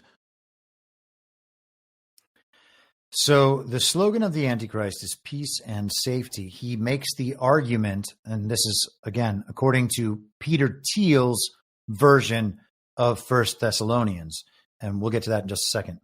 But Peter Thiel's idea of who the Antichrist is going to be is someone like Greta Thunberg, okay, who, through her granola advocacy, makes it too hard for people like Peter Thiel to do what they need to do. And it's funny because Douthat actually asks him about a full-blown authoritarian state, and Peter Thiel doesn't even react and say, "Whoa, come on, that's not what we're trying to build here." That was incredible. And there's actually one more moment. I want to go back to this really quickly. Right about here, I think. A little bit. Here we are. Right? Like, wouldn't the Antichrist be like, great, we're not going to have any more technological progress, but I really like what Palantir has done so far, right? Yeah, isn't that a concern? Wouldn't that be the irony of history would be that the man publicly worrying about the Antichrist? Wait a second. I hope I didn't miss it. This would be using the tools. That's it right there. Okay. Look at Thiel's reaction when he realizes that this question is going to turn around and suggest that he might be I don't think that he's the Antichrist. I also don't think that that's what the Antichrist is. And, it's so much to unpack from the Judeo side of the Christianity and how the Schofield Bible has changed people's ideas about end times and what these things mean. And then we end up getting this caricature of something, and the caricature becomes, you would call it a simulacrum potentially. It's now totally detached from its original meaning. In fact, it's totally inverted from its original meaning. And that is what people understand to be the meaning and the original meaning, right? That's the only meaning that remains.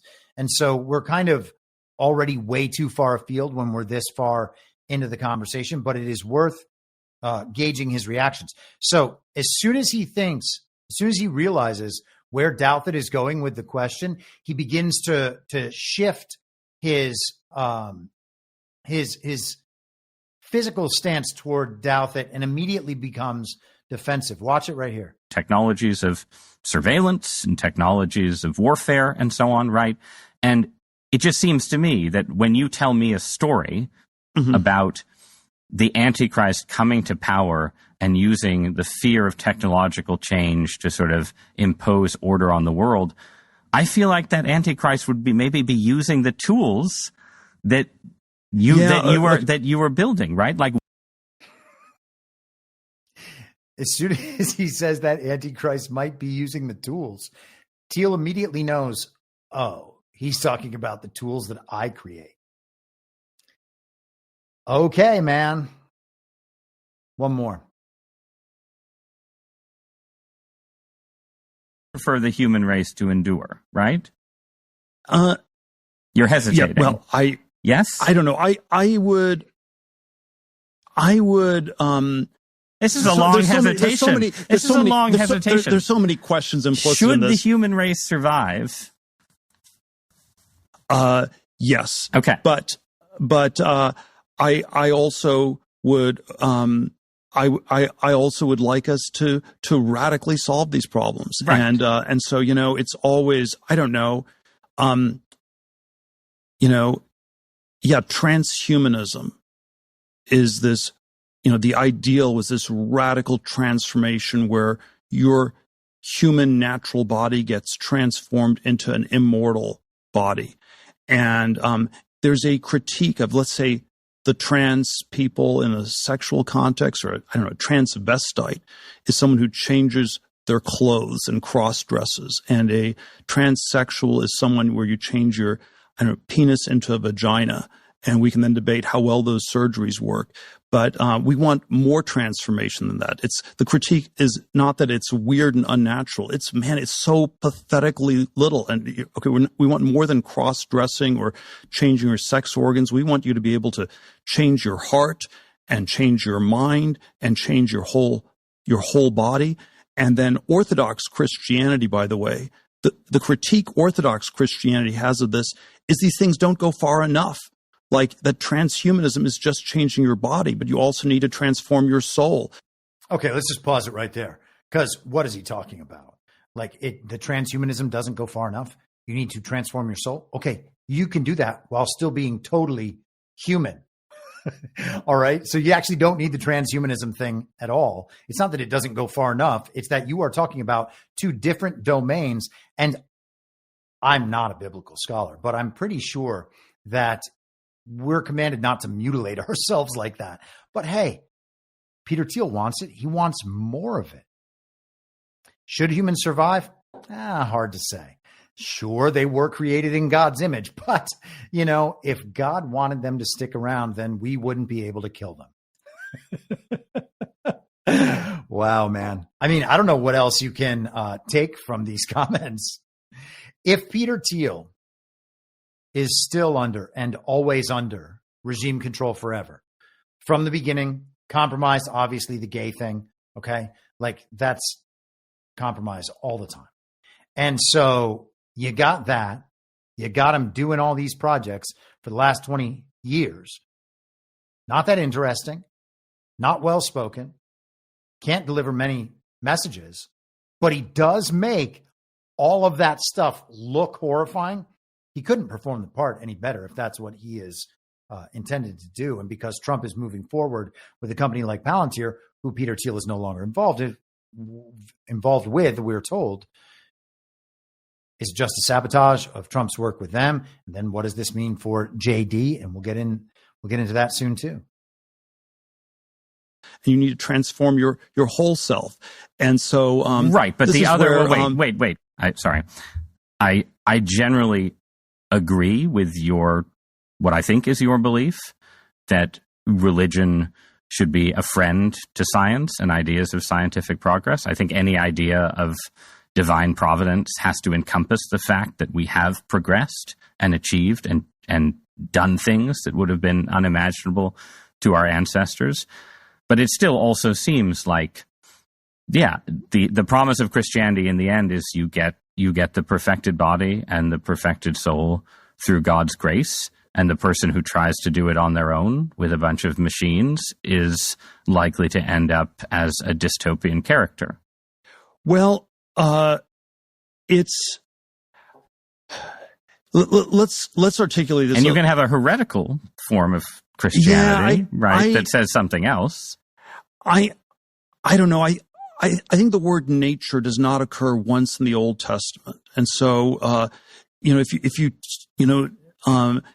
and there is a word a sense in which the way I understand the Judeo-Christian inspiration is it is about transcending nature. It is about overcoming things, and the closest thing you can say to nature is that people are fallen, and that's the natural thing in a Christian sense is that you're messed up, and that's true. But, there's some ways that, with God's help, you are supposed to transcend that and overcome that. I don't know what to say about all that. I mean, that guy seems absolutely out of his mind. Now, I will attempt to, and I'm not sure if I will be successful, and then you can judge that for yourself. I will attempt to provide one way that he might sound slightly better. Now, he's very hooked on the safety thing, and the company's all about security and whatever. He references 1 Thessalonians chapter 5, verse 3. Okay, but I'll start at 1. But concerning the times and the seasons, brethren, ye have no time that ought be written unto you. For yourselves know perfectly that the day of the Lord so cometh as a thief in the night. When they are saying peace and safety, then sudden destruction cometh upon them, as travail upon a woman with child, and they shall in no wise escape. But ye, brethren, are not in darkness, that day should overtake you as a thief. For ye are all sons of light and sons of the day. We are not of the night nor of the darkness. So then let us not sleep as do the rest, but let us watch and be sober. Okay. And so the idea being that we are here in the daylight in front of everybody, and we are going to watch all of this.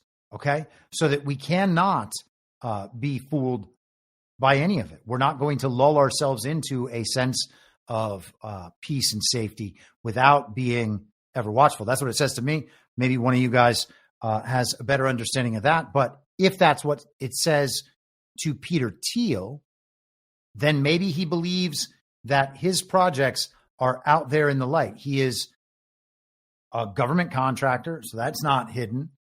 There's vast documentation on what the programs do. The programs are widely available and widely used, so you could find out people's personal experience about them. Maybe that's the point he's making. Maybe he sees himself that way. If that provides some context for the rest of the comments, I don't know if I can get that far myself. I don't expect you to, but man, what a strange dude. So he was interviewed by Jordan Peterson a month or so ago, and we talked about that on the podcast. And we talked about Jordan Peterson sitting down with 20 atheists and getting destroyed by them, unwilling to say that he himself was Christian. This is from the Piers Morgan show. I think it was yesterday. Jordan Peterson seems unwell, to say the very least. If you tell the truth, what should happen as a consequence of the truth makes itself manifest in the world. And that's the best possible outcome. But it's also the most adventurous thing that you can do, the most exciting thing you can do, hands down. There's nothing that compares to it. That pathway of maximal responsibility, voluntary responsibility, and truth. And I understand that deeply at a religious level.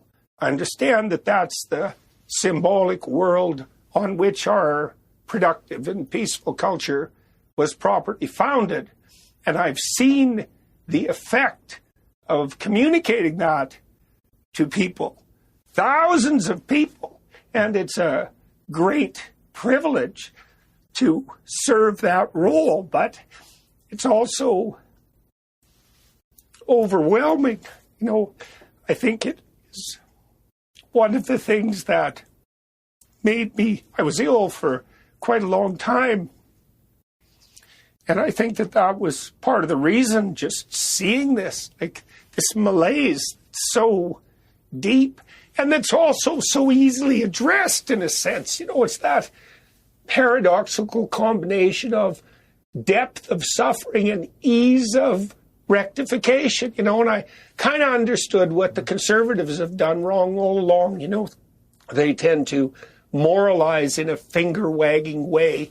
You know, you should do this, you should do that. And there's truth in that, you know, that imposition of mature structure on immature hedonism and disunion and disorientation. That man has lost his mind. That's sad, honestly, to watch a guy do that on, I mean, it's hard to call it national television anymore, but Piers Morgan has a widely enough watched show. I guess he's some kind of TV star. I've never seen a whole episode of his show. I doubt that there's anyone on the planet who's ever seen a whole episode of his show. I don't know why you would do that to yourself, but I suppose that people out there might do that. Regardless, I just see it in clips on the internet. Jordan Peterson is going to be seen by millions of people on the internet bawling his eyes out in an interview because he can't talk like a normal person about something he's discussed thousands of times, which is the work that he does for young men and blah, blah, blah. The hand stuff, the religious stuff, all the holier than thou stuff that he's done, all the history. He knows everything. Always, Jordan Peterson knows everything. And what a disaster this has become. I don't know how anybody can take that guy seriously. And then he even brings in the old trope about conservatives. Oh, they just want all this power so they can shut things down in a finger wagging way. Oh, dude, shut up. Aren't you a conservative, Jordan Peterson? Isn't that what we've been led to believe? Isn't that why you have a show on the Daily Weimar? What is going on in your life, Jordan Peterson? I mean, I won't assume that he's back on drugs. What's going on? What does Ben Shapiro have on him? Are the screws being tightened on people like Jordan Peterson and potentially on people like Peter Thiel, by the way? These people are looking insane. Maybe it's just a level of exposure, and then we could have recognized it earlier. And obviously, I've been talking about Jordan Peterson like this for 3 years now, 3 years. Conservative, Jordan Peterson, aligned with conservatives, aligned with MAGA, looking out for your best interests? No. Just a standard global regime hack and stooge, a very serious intellectual who's got his World Economic Forum alternative now, ARC, hanging out with Eric and Brett Weinstein and what's his name, Douglas Murray and James Lindsay. What a crowd of losers attempting to make it look like neoconservatism is actually pro-American, and it's more MAGA, and it's more conservative than anything we could ever do. These people are absolutely bonkers. Let's talk about another one of those. Here is the $100 million man from Turning Point USA, Charlie Kirk. Now, the War Room is broadcasting this. I'll say this as a preface here. Charlie Kirk is about to bring on a man named Nate Morris, who is campaigning to be the Republican replacement in Mitch McConnell's seat, okay? And there's Daniel Cameron and another guy already running. It seems like Scott Jennings is going to be thrown into that mix. Scott Jennings seems like a guy that Trump just might put in there next year. But right now we have Nate Morris. So War Room had Nate Morris on a few days before this clip, maybe Friday or Saturday, most recent. And he says all the right things. He says all the things that you would expect a Republican establishment, MAGA-aligned candidate to say if they want MAGA to come out and vote for them, because obviously there's no way anyone in the Republican establishment could win an election on his or her own without MAGA. So let's just go to this for, we're going to listen to Charlie Kirk and then in like a minute of Nate Morris's thing. Ignored. You guys have been cast aside, and together we can send a message that will be sent around the country. You in the grassroots of this state can say, enough. I'm tired of this false choice. We want to crush the uniparty. We want to end the McConnell mafia, and we're going to send a message to the rest of the country. With that, I want to introduce my friend, Nate Morris, the next senator from the great state of Kentucky.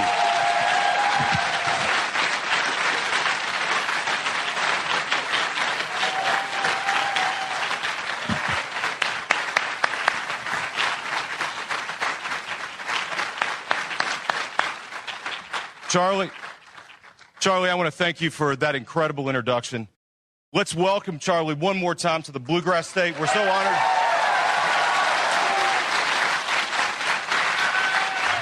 He looks very dainty sitting on that stool. Charlie knows how to fight, doesn't he? And he fights for us when a lot of people don't want to speak up. And I'm here today because I'm running for the United States Senate. And it wasn't something that I thought I was going to do. And about a year ago, I get a phone call from another hillbilly, J.D. Vance. Oh. And he says to me, he said, Nate, you know, McConnell, he's got to go. And maybe you should look at that seat, at running for that seat. Would you be interested in doing that? And I said, you know, J.D., I said, I hadn't really thought about it. I'm a business guy. I'm not a politician. I've never run for office before. Blah, blah, blah. But I realized, oh, J.D. Vance is saying I can be a senator. Maybe I should do that. These people, man. So his claim to fame is that he's buddies with J.D. Vance. Well, J.D. Vance, his mentor was Peter Thiel. Thiel supported Vance and Blake Masters in 2022. JD in Ohio for the Senate, Blake Masters in Arizona for the Senate. Arizona's elections are fake and fraudulent, of course, but Blake Masters did not run a particularly good campaign, did not seem like a particularly interesting political candidate. He ran for the House again, lost to Abe Hamadeh. Again, fake elections, of course, so take that for what it's worth. But we have JD and Blake Masters. We have JD then with Vivek. He's one of JD's best friends. JD Vance named his child Vivek after Vivek Ramaswamy. Okay, so we have, why are we having all of these JD Vance pals installed in our government? Who's choosing that? Did you choose it? I didn't choose it. Okay, we're just giving these people because Donald Trump writes, J.D. Vance is going to be my running mate in this fake campaign on Truth Social 2 days after the assassination event, which was itself 2 days after Peter Thiel and Reid Hoffman got into an argument at a billionaire meeting about Trump becoming a martyr, okay? Just because Trump named Vance a running mate in his fake campaign leading up to the fake election. Now we all pretend J.D. Vance is vice president. That doesn't mean that like J.D. Vance gets to just tap on the head all of the new winners out there. We're just going to have all of J.D. Vance's friends in office in every state. We can find a friend of J.D. Vance. Oh, I'm a hillbilly just like J.D. Vance. J.D. Vance is not a hillbilly. You can read his book, Hillbilly Elegy, and immediately determine within 3 pages that he didn't write it. Okay? Don't know what to tell you. He is a created character, much like Barack Obama. In fact, he's a uniparty right, Barack Obama. Now, if something has magically shifted and changed, and J.D. Vance is literally a new guy, then fine, all bets are off. But otherwise, I mean, maybe he was just deep cover this whole time, appearing exactly as a uniparty right Obama, and he just isn't. Great acting.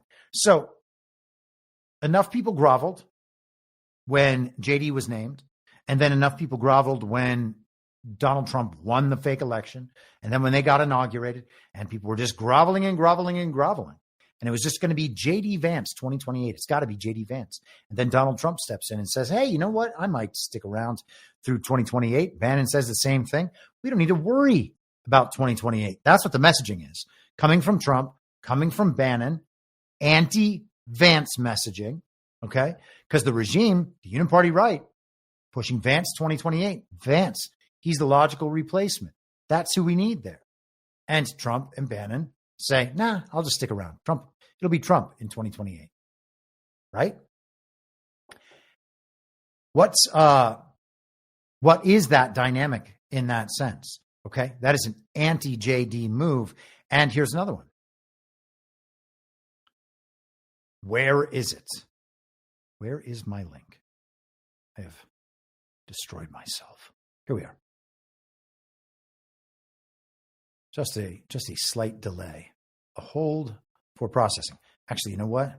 While we're already paused, before we get into a new thing, I see Doc from Amish PA, $5 in the chat. Nate, Blake, Vivek, and JD, just some humble attention farmers. And you are exactly right. That was a good case of attention farming. They are farming attention. Charlie Kirk is out there farming attention for him. And so what they're going to do is use the Turning Point apparatus to make Nate Morris look like the guy, whether or not he's the guy. And the primary is 9 months away? Who else is going to come out? I would suggest that the TV character Scott Jennings will be the person put in there in a very similar role to what Dr. Oz was used for. And then we might see a fake election of a Democrat in Kentucky. They have a Democrat governor already. Their elections are fake. Mitch McConnell is going away. They need a uniparty option in there. So what are we going to get? Elections are fake. When you remember that elections are fake, and the analysis on any of this stuff begins with the understanding that the elections are fake, and this is just a selection on either side, and then a power struggle, potentially, to figure out which side wins. But it's all known in advance if it's the regime system. And then there might be a chaos injected into the system in some way by whatever control Trump and the military have over these elections, or simply stopping the election fraud system from functioning. But it seems like we've taken the really slow approach. Anyhow, this is from Newsmax. Eric Trump says he's open to political office. During his Time Person of the Year interview in December, then President-elect Donald Trump was asked about a potential family political dynasty. Trump responded by mentioning several family members, including his middle son, Eric. Eric is very capable and a different type than Don Jr., Trump told Time. More than 6 months later, Eric Trump told Financial Times the political path for a family dynasty would be an easy one. The real question is, do you want to drag other members of your family into it? Would I want my kids to live the same experience over the last decade that I've lived? You know, if the answer was yes, I think the political path would be an easy one, meaning I think I could do it. And by the way, I think other members of our family could do it too. And so good for him. But what does this mean in relation to JD 2028? Well, it means that's not going to happen. So not only do we have the prime Trump, we also have backup Trumps. So then why then do we need JD to be the heir apparent and the standard bearer for MAGA. He is not a standard bearer for MAGA. He's never been a standard bearer for MAGA. He says MAGA-aligned things from a GOP establishment perspective. I said yesterday on Telegram, J.D. Vance says all the right things the way all the wrong people say them. Okay? That's just what it is. And you can watch the same effect on Fox News, but the problem is people are in that echo chamber where it's Fox or it's Rogan or it's the Daily Weimar or it's Dave Rubin, somebody talking to them all day about what they think it means to be conservative. All those guys are liberals and leftists and globalists, but they listen to all this stuff during the day, Fox News and the rest of it. They hear a certain messaging, all of that, the corporate messaging delivered directly from the screen to them with no pass-through. It's just, here you go. This is what you're supposed to know. And they just take it all in. And then someone like JD analyzes it for them in a way that makes them feel tough and strong and hopeful. And they're like, that's our guy. Okay? That's got to stop. That's just too dumb to even contend with. How are we still doing that? Pretending that what's on television is real? No.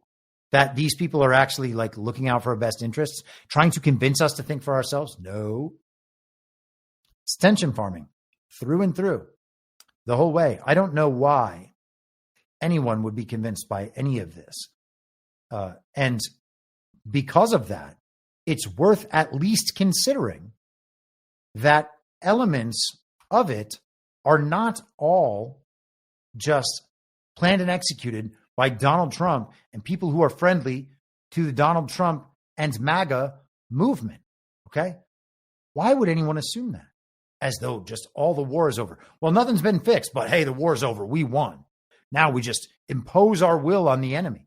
Well, we might impose our will on the enemy. The problem is most people's will is still just to get Republicans elected.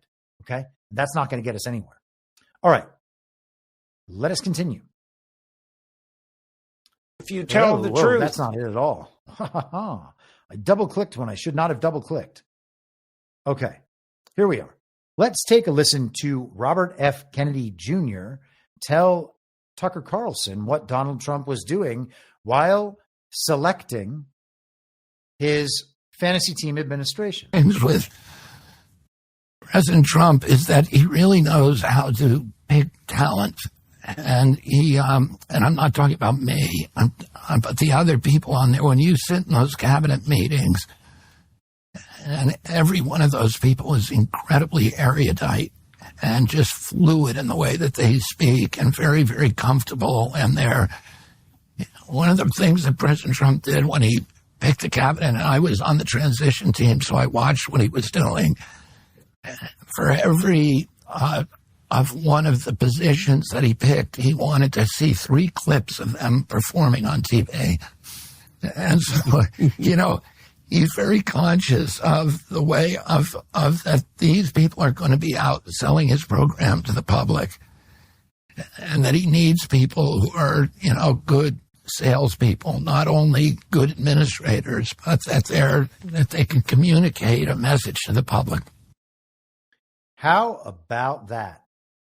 Trump's priority was selecting television characters. Isn't that amazing? Does that mean that they are all necessarily good guys? No. It just means that they're going to go out and communicate Trump's message well with whatever authority they are actually given, which may be the authority of their office in full, or it may not be. Okay? And we don't know. And those things could be going on behind the scenes. And so when everybody's talking about the television characters and how great it is that Tulsi's going to be DNI, and Cash is going to be FBI director, Bongina is going to be the assistant over there. Who cares? They're delivering a message that they are told to deliver, okay? And that they've become trusted in some sense by MAGA and Republicans might help that message be delivered and be accepted by the audience, all right? These are familiar voices talking to us. Are they actually running things in these agencies, or are they just television characters? Who's to say? but we have to analyze them as television characters because Donald Trump analyzes them as television characters. And that is one of the big parts of why he selected them. We heard about Pam Bondi. She replaced Matt Gaetz on the fantasy team, but already we knew that Todd Blanche and Emile Beauvais were doing the work before she got there because she's a television character meant to communicate. Okay. And maybe she's a wonderful lawyer and maybe she's doing a great job at Attorney General. I'm just using it as an example. Okay. It's entirely possible that these agencies are run from levels below in all the most important ways. And there's just a matter of public communication to the American public and then communication directly to Donald Trump about what the agency is doing so that they can go back and forth. Trump is responsive to the public. Then Trump tells the agency heads or the agency heads and the team around them that is executing the mission what exactly the mission is. But their primary purpose is to communicate directly to the public. And we are seeing that. And some of them are great at it. And some of them have had their problems. We watched Tammy Bruce last week talk about how the United States is the greatest country in the world next to Israel. So, hey. All right, let's get into the major political news of the day. The Build Back Better, Big Beautiful Bill. BBB, just like Build Back Better. Now, will it all come through? Will Mike Johnson's package finally become accepted at the highest levels? I'm still doubtful of that, but it might. Okay, we might see this whole thing go down to the end, or we'll see people protest against the passage of this bill, and there'll be some issue in the Congress. Who knows? But with Trump doing a rally tomorrow night, it seems like they're probably going to get it done, and then he will be celebrating that at the rally. But maybe he's just going to be, or did I say tomorrow? Thursday night. Maybe he's just going to be counter-messaging to their failure to deliver. Bannon said on War Room a few days ago that if it doesn't get done by the 4th of July, it might get pushed back for months and months and months. And then Marjorie Taylor Greene offered the possibility of a push for a continuing resolution at the end of September, suggesting that is what people are hoping to get to. And that wouldn't be any surprise at all. And we would just then get a new conversation about Mike Johnson's package and the debt ceiling and all the rest of it. Now, the debt ceiling has become a big problem in the big, beautiful bill conversation because Elon Musk and others have made it a problem. And fine, I get that in a real world where things are operating properly, we have a government that's doing the work to the will of the people. We might have concerns about the debt ceiling, okay? It's entirely rational to have concerns about the debt ceiling. We should never go into debt. How about that? Okay, so I'm totally down with the fiscal conservative principles. And I talked about this a month ago, almost 4 weeks ago, early June, the last time some of this came up, that debt and deficits don't matter. I kind of went through it earlier, so I'm not going to go through it again. But these points are being brought up, and especially a character like Elon Musk, who people already suspect is primarily a public communicator, manipulating narratives, operating in a certain way, pretending to be anti-Trump without being anti-Trump. You know, we saw it a month ago. They immediately made up and made it mostly better. They still have to be able to fight a little bit because we needed this rerun to really land with the Trump-Musk feud. But otherwise, what do we have here? We have an opportunity to see how other people react. Will they pile on with Elon Musk and against Donald Trump? Well, that's good for us to know that. Thomas Massey's doing that so far. Will he be the only one? Guess we'll find out. Anyway, the big, beautiful bill was passed through the Senate today, and here's a look at how it happened. On this vote, the yeas are 50, the nays are 50. The Senate being evenly divided, the Vice President votes in the affirmative. The bill as amended is passed. Okay. So with that, J.D. Vance has cast the decisive vote on this massive spending bill in the Senate. And you say, well, of course you got to do that. J.D. Vance is Trump's right-hand man, and he gets to cast that tie-breaking vote as vice president, so that's what he's going to do. Okay. So it just magically became a 50-50 until J.D. Vance stepped in? Seems doubtful. There were different people who were opposed to the bill earlier in the week, then are opposed to it now when it comes to the Senate. Lisa Murkowski actually voted for it. Susan Collins voted against. Lisa Murkowski had to vote for it. Otherwise, it wouldn't have been 50-50. So you made Lisa Murkowski look at least a little ridiculous, unless, of course, she's got some payoff for some Alaskan interest or whatever, you know. The point is, when the story of the big, beautiful bill passing is ultimately told and recorded, it'll be J.D. Vance who cast the final vote, the decisive vote. J.D. Vance did that in the Senate. Okay, so what is that going to look like in future political discussions if people sour on the big, beautiful bill, if it never passes, if it was never meant to pass? Well, now J.D. Vance owns the big, beautiful bill. Couldn't have happened without him. Congratulations, J.D. You break it, you bought it. It does feel like that. By the way, while we're on the subject of J.D., one more. This is an endorsement of J.D. Vance directly to J.D. Vance's wife, Usha, delivered by No Name's daughter, Meghan McCain. Our first lady in a few years. And I find that a very exciting potential, possibility. I wanted to know, is that stressful for you? Is it exciting? Is that something you think about? Is this something everyone is asking you everywhere you go? Well, people do ask about it, but I guess the way 3 years ago, or maybe it was 4 years ago at this point, I had absolutely no intention of leading any sort of life in politics. It really is that rapid. And then when we moved our kids to school in this area, it was with no intention whatsoever of JD running for a new office. And so my attitude is that this is a 4-year period where I have a set of responsibilities and to my family, to myself, to obviously the country. And that's really what I'm focused on. I'm not plotting out next steps or really trying for anything after this. And in a dream world, eventually I'll be able to live in my home and kind of continue my career and all those sorts of things. And if that happens in 4 years, I understand. If that happens at some other point in the future, I understand. Just sort of along for the ride and enjoying it while I can. JD Vance 2028. Meghan McCain is on board. Now, what does it mean that Meghan McCain is on board? Does that condemn JD to a life of GOPE Con Inc. servitude? Maybe. I don't know that to be true, but it ain't looking great. Just saying.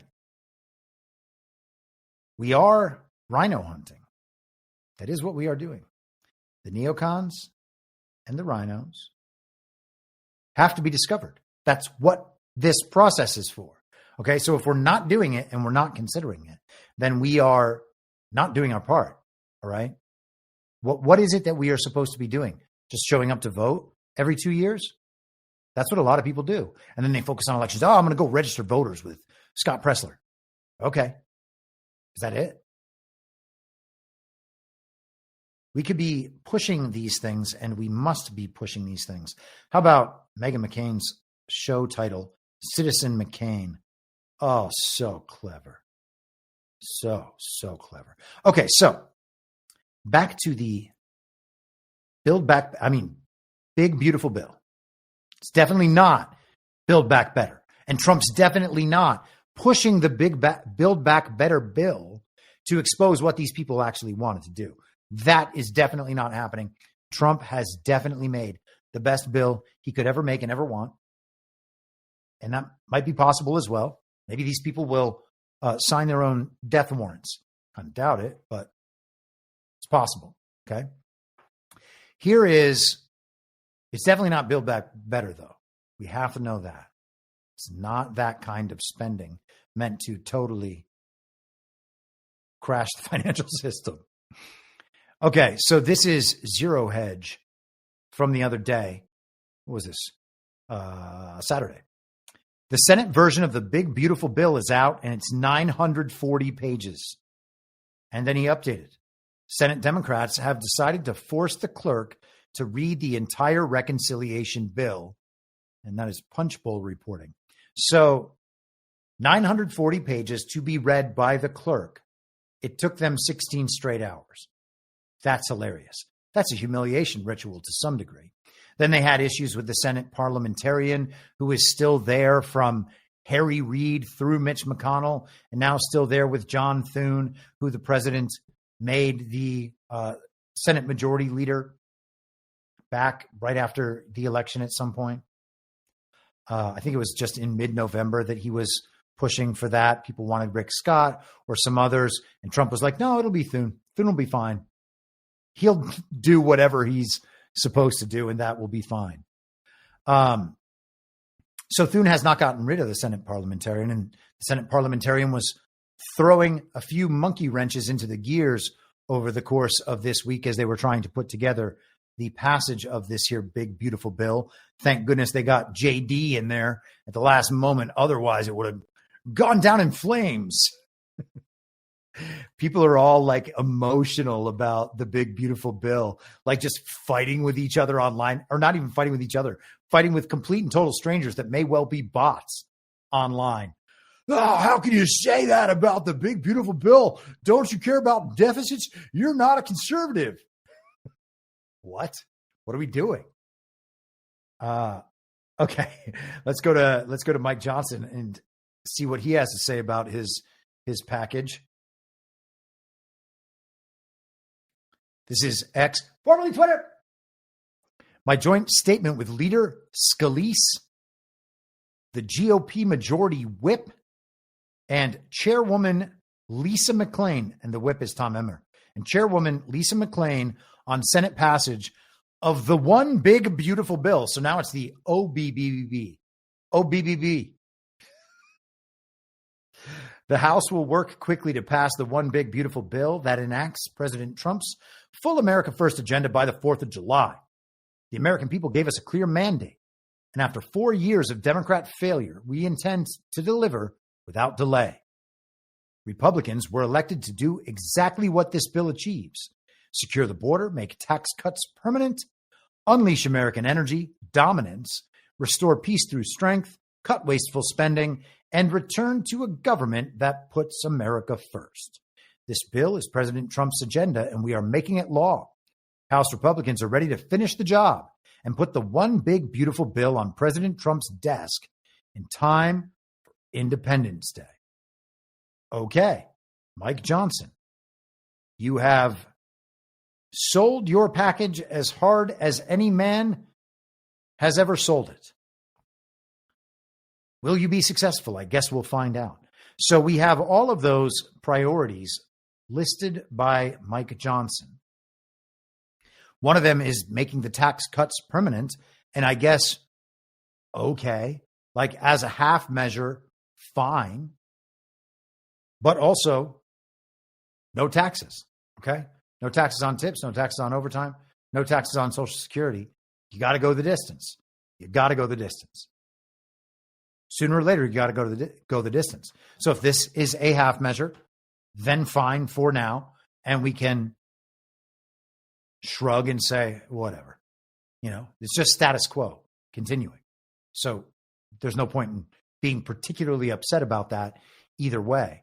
But some of these other priorities can be achieved in other directions and are being achieved in other directions. And I don't believe that we need a big spending bill. What we need is to understand that the government is in full illegitimate and does not have the authority to spend our money in any way whatsoever. And that's when it's, again, important to remember that the money's fake and that the people who print that fake money are the people with whom we are at war. Okay? So if we commit to spending a bunch more of their money that's not going to get paid back, and they want us to do that so that they can still keep some leverage somehow, is that worth it? Maybe it is. I don't know. I don't have a feeling about this one way or the other. I think we're going to find out more as time goes on. And I, again, think it's entirely possible that this thing won't pass, and it's going to be who's going to get blamed for it. Okay, that'll be the question, because once again, this is a magnificent sifter. We are seeing people sift it out right out in the open, and we should be happy when that happens. But for some reason, people are not happy when that happens because they don't want anybody sifted. They want to they want to protect everybody with an R next to their name and just make sure the people with the D's next to their name lose. So therefore, rhino hunting is counterproductive to them. They worry that we're going after our important allies who we really need. Trump needs these votes. And it's often, almost always, the people who cannot stop badgering everybody about trusting Trump and cannot stop badgering everybody about trusting the plan, which they don't know, just so happens to be the same people. Again, crazy, isn't it? It's almost like they're doing something different than they pretend to be doing, since they quite clearly aren't doing the thing they pretend to be doing, which is bringing truth to the American people, because they don't even tell the truth themselves. They also don't exercise any principles, much less first principles, and they don't have the slightest clue about logic. So what are they doing? Clearly something else, right? It's crazy. And then they go after the people who are doing things. Isn't it weird? Isn't it weird? And isn't it also weird that no one holds that behavior accountable? Just saying. Fox News from today. Senate passes Trump's big, beautiful bill after marathon vote-a-rama. President Trump's $3.3 trillion budget bill advances with near total GOP unity, while the Democrats warn of a nuclear option. Oh my goodness, there's a nuclear threat emanating in the Democratic caucus. Senate Republicans rallied to send President Donald Trump's big, beautiful bill back to the House, notching a major victory in their record-shattering march toward getting the legislation signed into law. Record-shattering. Wow. Nearly every Republican in the chamber coalesced to advance Trump's mega bill, except for Tom Tillis of North Carolina, who then promptly announced that he was not going to be running for re-election. Rand Paul of Kentucky. Isn't that weird? Massey, Rand Paul, Mitch McConnell. Mitch McConnell as the overriding force of Kentucky politics, especially on the uniparty right side. And still somehow, Thomas Massey and Rand Paul are like the most independent guys. How does it happen? Susan Collins chose not to support, as I said.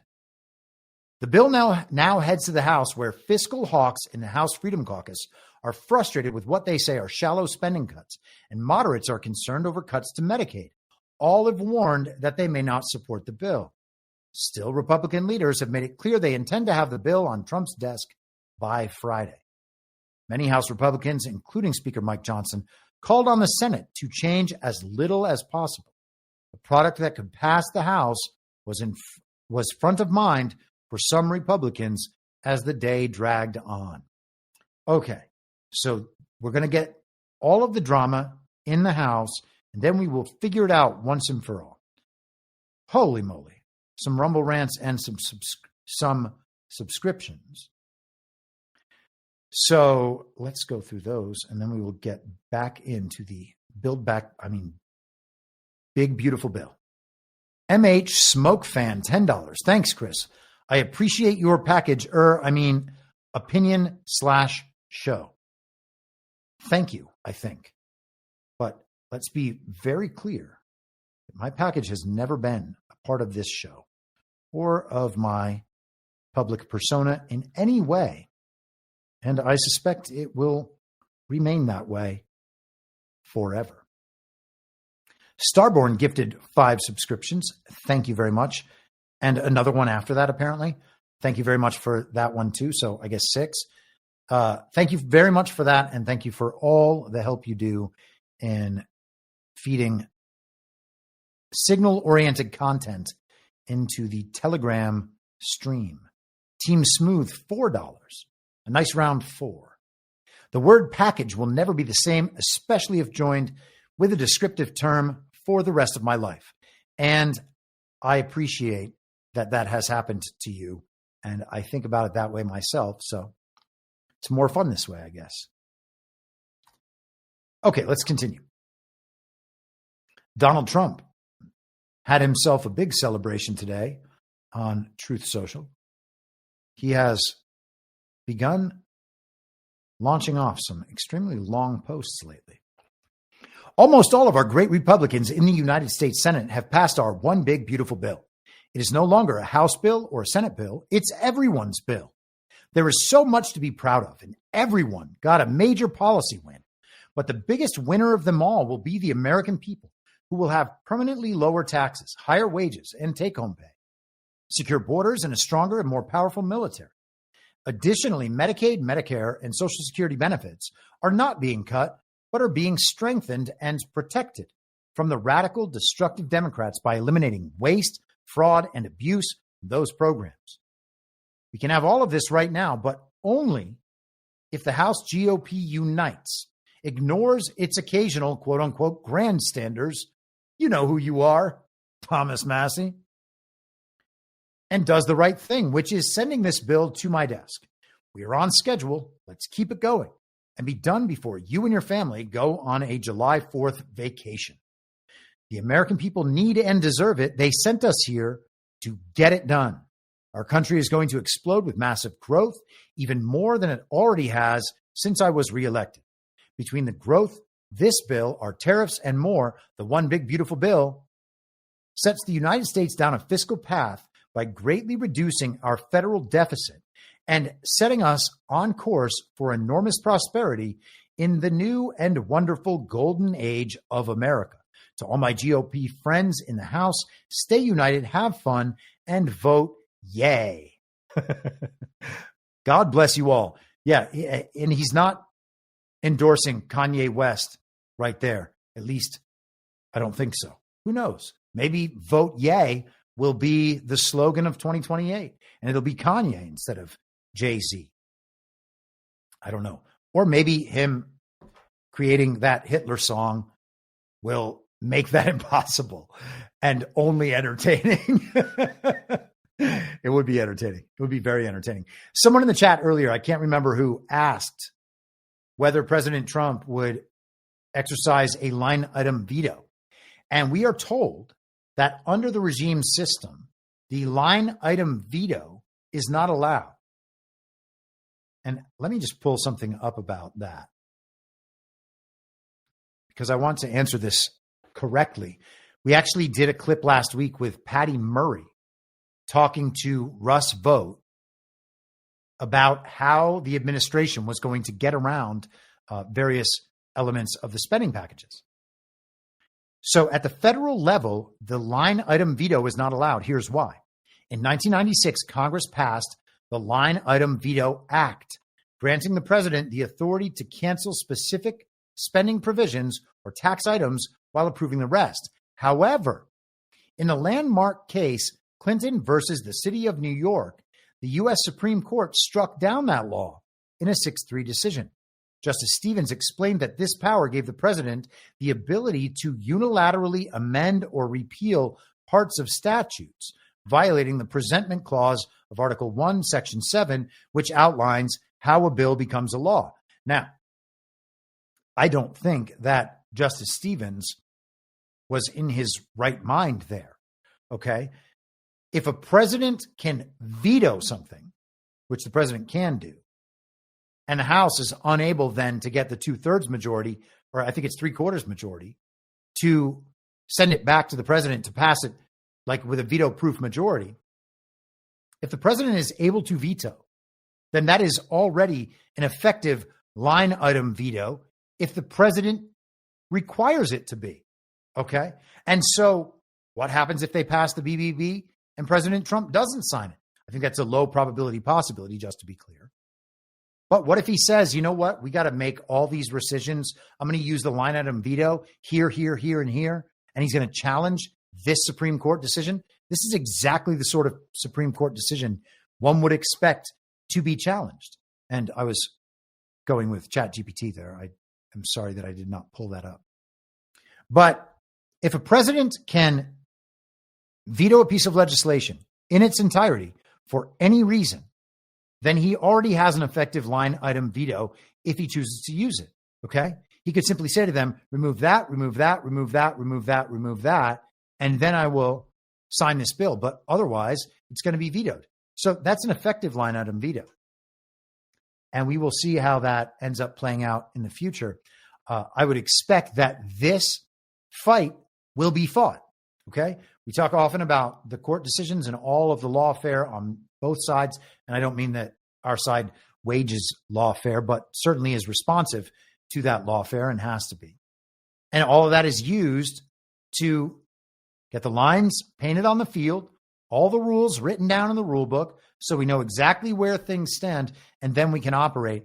These seem like the exact sort of pro-Constitution Supreme Court challenges to former precedent that Donald Trump would and should be bringing. So I would expect we're going to see a fight on this.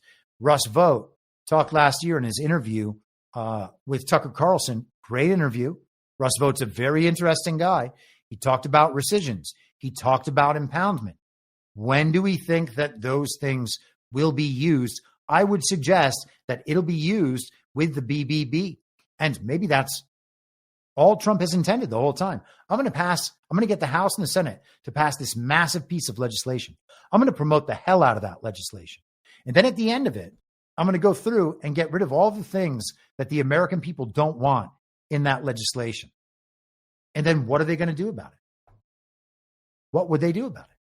Go to the Supreme Court to challenge the line item veto right there? Would they win? Don't think so.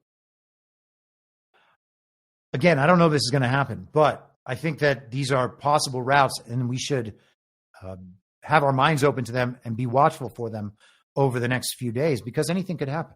Okay? We can get the House passage of that bill, get all of these people signed on to all of their heinous spending that is the result of their own behind closed doors negotiations with donors and lobbyists and media figures and the rest of it. That's how the uniparty operates. That's how the regime operates. Did Trump put his provisions in, allow the uniparty to write the rest of this bill, force them to pass it, and then at the end of the process, begin striking out all the things that he does not want? I would love to see it. I suppose you would love to see it too, I'm guessing. So we can be hopeful for that. I don't know that it's going to happen, but hey, man, people talking about it would be probably a benefit to the Trump cause if that is what he intends to do. And at the very least, people learn about these different ways that the rules have been shifted and changed in order to support the regime and the implementation of that uniparty agenda here in the good old US of A. Okay, let us go down. So Elon started getting upset again about the deficits, started talking about his third political party. Hold on a second. Let me see if I can find, there was a rather hilarious tweeted response to that today, showing what Elon's party would look like. And it's basically all the people that he interacts with on Twitter. Here we are. All right, let me just download this quickly. Hold for processing. All right. Now I have a proper visual aid. So this is Bannon. And, you know, the Bannon-Elon thing is very famous and out there. Bannon does interviews about it. He talks about Elon all the time, always says terrible things about Elon, even though they were in the first Trump administration together. And I would suspect that their interests are still aligned, although, you know, Elon's a bit of a wild card and all good. Bannon's playing the bad cop when it comes to Elon, and he's doing a great job of it because Trump can't do the whole thing. Trump can't sell the anti-Elon story the way Steve Bannon can, okay? Because Trump has to be more mindful of their relationship and how that relationship is perceived publicly. Whereas Steve Bannon has no such restriction. It's okay if the public believes that Steve Bannon hates Elon Musk, whether or not it's true, in a way that would not be the case if it were Donald Trump. So Steve Bannon gets to go be bad cop, the anti-Elon Musk. And so he says today, America Party, founded by a non-American. And Elon Musk is South African. And this is Bad Hombre, who did wonderful Twitter work during the Ron DeSantis op on the good side. He said the leadership team of Elon Musk's America Party has just been announced. And so he's got Mark Cuban, the chick that from the Babylon Bee, I think, who said she's having Elon Musk's baby or something, Thomas Massey, Rand Paul, Ian Miles Chong, Andrew Yang, the former Democrat who used to run for president, the guy who wants universal basic income because technology's going to replace everything. Tom Tillis, one of the Krasensteins, and then Mario Nawfal, who hosts all of the Twitter spaces. Doesn't look like a very strong political party, just saying. So let's go to Donald Trump and his response to this Elon Musk business. Actually, you know what? Before we do that, I'm going to do one of these Rumble ads. And this ad is for $17.75 coffee. If you haven't tried it, you got to get one of those starter kits before they run out. The $17.75 starter kit includes the bold dark roast, the smooth medium roast, and the Vitality mushroom coffee for clear energy and laser focus without the crash. Single origin, small batch, toxin-free, and mold-free. Plus, they're also including in the starter kit a gold spoon clip because freedom isn't scooped with plastic. A frother strong enough to stir up your coffee and your mother-in-law's political opinions, and a black 1775 tumbler that says, I don't take life advice or caffeine from a woke, see which, $170 worth of coffee and gear, yours for $99. This is for the ones who've been watching 1775 blow up on Rumble, wondering if it's actually worth it. Spoiler alert, it is. Go to 1775coffee.com/studio and grab your starter kit before they're gone. Bold beans, clean fuel, and a morning routine that stands for something, just like Rumble does. Start your day with coffee that actually backs what you believe. All righty then. Okay, so to Donald Trump's post on Elon Musk. Elon Musk knew long before he so strongly endorsed me for president that I was strongly against the EV mandate. It is ridiculous and was always a major part of my campaign. Electric cars are fine, but not everyone should be forced to own one. Elon may get more subsidy than any human being in history by far, and without subsidies, Elon would probably have to close up shop and head back home to South Africa. No more rocket launches, satellites, or electric car production, and our country would save a fortune. Perhaps we should have Doge take a good hard look at this. Big money to be saved. And yes, there is big money to be saved. And you know what's funny? Marjorie Taylor Greene just started talking about how there was like $9.9 billion in the big, beautiful bill for the Mars project. We're going to go to Mars at a cost of $10 billion. And she was talking about how utterly ridiculous that is. And it is utterly ridiculous. Okay, we're not going to Mars. We don't need to go to Mars. Our planet here is going to be just fine. Okay, and so we're seeing that as a little hint. Trump got rid of the NASA administrator that he had named, a friend of Elon Musk, we are told, Jared Isaacman, another tech guy, the crypto guy, but he just wasn't cut out for it. And one of the names rumored to take that slot, by the way, is General Stephen Quast, who is a major supporter of Badlands and has been for myself personally. So that will be very interesting if that happens. But Trump is talking about what happens if this money goes away, then there's no more rocket launches for Elon Musk. What will happen there? What is Doge now? Doge and Elon Musk have become simultaneous, but Doge now, the Department of Government Efficiency, is just Russ Vought, making the government more efficient. And what if Russ Vought brings to Donald Trump's desk a massive binder full of all the ways that the big, beautiful bill is causing problems, and these are the things that must be removed through rescission or impoundment or a line item veto or whatever else. They want to fund their government. And what they mean by their government is the totality of the administrative state. Okay? That's how they operated the government under the fake president, Joe Biden.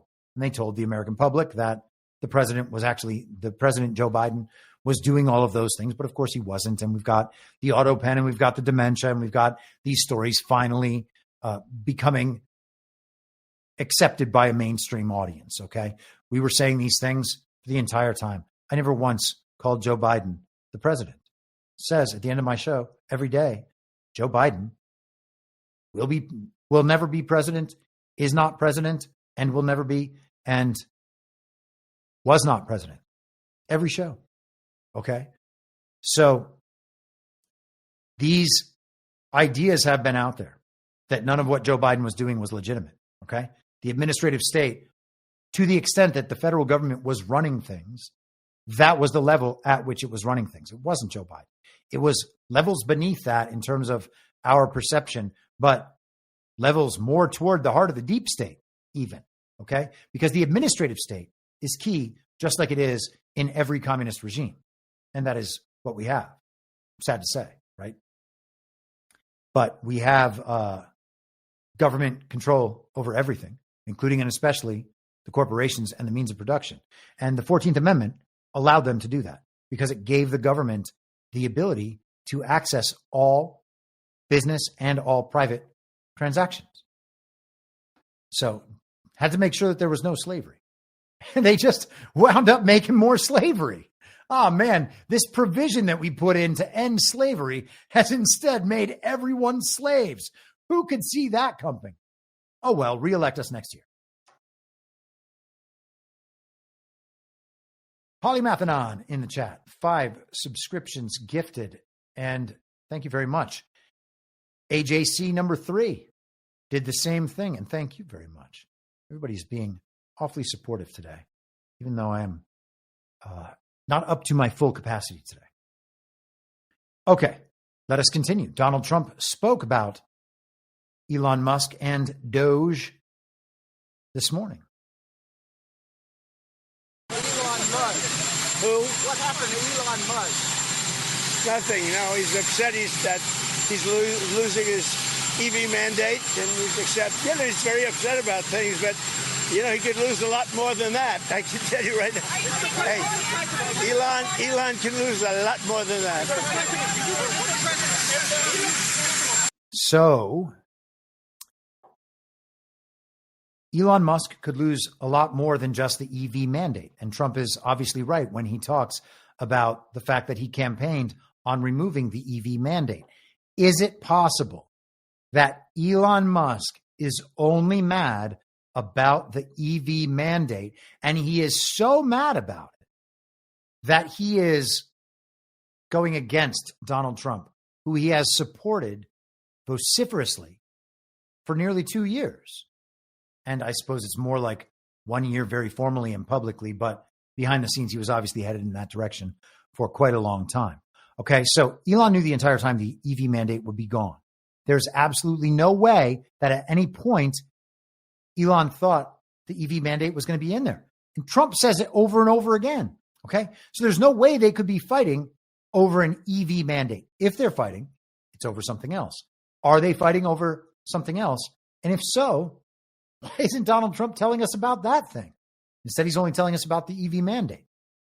And that's probably because the whole thing is nonsense. And he needs there to be this other momentum pushing against the big, beautiful bill. Otherwise, the wrong people wouldn't go in on that, thinking that they have some ground cover and some support from on high Elon Musk at the top of the ex-formerly Twitter food chain, controlling the public conversations all the time on a censored platform. Is Elon a good guy? Maybe. Okay. But Twitter's not a good platform. But it still does control the public conversation. And that's to the detriment of the public conversation, I would say. Okay. Let's continue. Trump goes in on Elon Musk again, this time from down in Florida, as he stood beside Riggedy Meatball himself, Ron DeSantis. Elon Musk is ripping into this bill again. Are you concerned that Republicans are going to be swayed by Musk and his money? You know what it is? I think what's going to happen is nobody's going to look at Musk. And if those looks at Musk, they're going to say, unfortunately. The sound on that was terrible, and so I apologize. But he said Doge is about savings. If Doge is going to look into Elon Musk, then we're going to save a fortune. And I apologize for those on the audio podcast only who got absolutely nothing out of that. Scott Bro is now a monthly supporter. Thank you, sir. Appreciate that. And guys, if you would, in the chat, if you're watching on Rumble, if you're watching on YouTube, just go ahead and hit the thumbs up. At least theoretically, that will be helpful at some point. Theoretically. Sometimes theoretically is all we can do. Okay, let us continue. Where are we? Looking okay on time. Not too bad. We're hanging in there. Okay, so this is a really interesting post from a man named Chris Langan. Okay, and Chris Langan for some time was like the highest IQ man in the world. Okay, we don't need to get into a thing about IQ, which is a kind of ridiculous, worldly oriented measure that makes people who don't know how to make it through the simple steps of their day seem like they're utter geniuses. Now we have a new highest IQ ever, some Twitter Asian who's got a 210 IQ, and he has said over and over again that he believes in God and Jesus Christ, and that's all very good. And it's also good for the public to understand that it actually is extremely intelligent to believe those things. I used to not believe that myself, and that was very dumb. And I can tell you, I think that the position now in a purely rational and worldly and evidence-based standpoint is far better than atheism, which I think is now ridiculous and just part of the brainwashing that leads us to believe that that our beliefs should only be established on a level of evidence that appeases us. And until we have that evidence in the physical world, in the way that we might have evidence in a court case, to the point where, it could be proven beyond a reasonable doubt. If that's the standard for belief in something that says out front, faith is required from you, and evidence like that does not exist, well, then you've got things a little backwards. And I had things pretty backwards back then. So anyhow, Chris Langan goes pretty hard. And he is I don't know if I would call him a race realist, but he says things about the race conversation, about the Zionism conversation that people think are done out of some kind of malice. He is just stating the way he sees things to be. And I do the same thing. So I have mostly appreciation for him. But if you share this around, just fair warning, people are going to potentially complain about him. And I think that is totally unwarranted, but whatever. Information among other information. This is quality feedback. He says, you're not thinking clearly about the national debt, Elon, talking directly to Elon Musk. By they, you can only mean the Zio banksters who print central bank funny money. Their funny money is nothing but debt. And because it is mathematically non-repayable, it's a scam. That's how the system was originally defined, and it violates the original precepts of the U.S. Constitution. And if you've listened to this show for the last year and a half or so, you'll have heard me go through all of those elements before. There's no way it can possibly be repaid. It's not real money. This is not the system as it was supposed to be. It's not even the system that exists according to law. And it's totally in violation of the original Constitution. Langan goes on. Legally, this scam is called odious debt. You would have heard that on this podcast before. I think actually someone in the chat tipped me off to that term. It's odious not only because it's a transparent scam that anyone but an idiot can see right through, but because citizens aren't actually consulted on how the funny money is spent. Instead, they brave mounting electoral corruption to elect, quote unquote, representatives who write, promote, and pass legislation that many of them don't even read and about which the public often isn't even told. Remember, the founding fathers of the U.S. designed it as a constitutional republic, not as a democracy. The quote unquote democracy nonsense we hear from the political class is just another scam. This one designed to give our country away to foreign freeloaders and quote unquote investors who will gut it so that the Zio banksters can fold it up and stuff it into their vaults and computers along with the funny money they extort by taxation and create for themselves to hoard and spend hand over fist. After poofing it into existence without producing anything of actual value to the rest of mankind, the Zio banksters then peddle this fake debt to anyone who will buy it, including other nations. It follows that the people who actually owe this debt are the Zio banksters, who profit from its creation and sale, and the people to whom they actually owe it are the public. It is owed to the public in the form of restitution with interest. Don't tell us how much we owe these slimy criminals. The very idea we owe them anything is ridiculous. Instead, tell us how to wring our blood, sweat, and tears back out of them before they explode like overfilled, self-dealing bags of technocratic pus. Congratulations, Chris Langan. That's as base as can be. In fact, I am nearly certain that I've heard absolutely all of this on the most based podcast I've ever heard, which is this one, unless somebody shows me another one. I'm not saying I'm definitely the most based podcaster in the world, but man, basically just in the normie sphere at this point. You got the normie sphere and you got Badlands, and that's about it. I mean, I wish it was different. There are some people who are no longer normies about some stuff, but man, oh man. And by the way, being a Q follower does not get you out of being a normie. Okay. There are plenty of Q normies. They are all over the place. They think the television is still telling them the real thing. They're still very into being Q influencers with all of the Q influencers from before. So retarded. Okay. Here is Scott Bessent today addressing Elon Musk.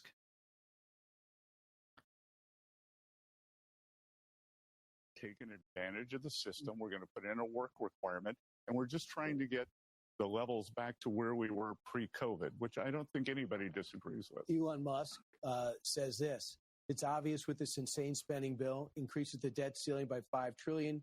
We live in a one-party country, the Porky Pig Party. Time for a new political party that actually cares about the people. And he's probably going to start one if this passes. What's your reaction? You guys famously tangled in the White House. I admire Elon's leadership on rockets. I will take care of the finances. So do you feel as though he says the $5 trillion adding to the deficit? You don't agree? I don't agree at all. Let me tell you why. Because this bill will set off growth like we've never seen before. The CBO projections only project 1.8% per year growth, which is substantially below what we saw in President Trump's first term. And I think we are going to see big acceleration here. And once you see the growth trajectory change to an upward bias, the bill more than pays for itself. You know, we could be in surplus. So let's talk about the trade. All right. So did they wrestle? Did they wrestle in the White House? Did Elon Musk shoulder check Scott Bessent into a picture of Nancy Reagan or whatever? Did that happen? No, that didn't happen. But the Elon thing is funny, and they are going hard after the rockets. Gosh, you got to wonder why, right? I mean, we were about to get to space. Elon Musk was going to take us to Mars. And I didn't share the clip, but In the Peter Thiel interview with Ross Douthat, he actually talks about Elon Musk and like saying that he kind of gave up on going to Mars in 2024. And I think that Thiel was just being clever with his words. I don't think that Elon Musk has given up on his Mars thing. But again, as we've talked about the entire time, the Mars thing is like a canard, and Elon Musk definitely knows that. So Elon's going to look after the rockets. Bessent is going to look after the finances. Elon Musk doesn't actually have anything worthwhile to say about the big, beautiful bill, which is why he's hammering on the problem that Langen has outlined and that I have outlined. It just doesn't matter. The debt ceiling doesn't matter. The deficit doesn't matter. The national debt doesn't matter. It's not going to get repaid. Money's fake. We didn't spend it. The people who are owed that money are the ones who created the money that then got spent. Okay? You can't then figure out a way to get back all of that money that they've created, even though most of it is just numbers in a machine. And then you're going to pay that back to them to solve the national debt. It's ridiculous. Okay?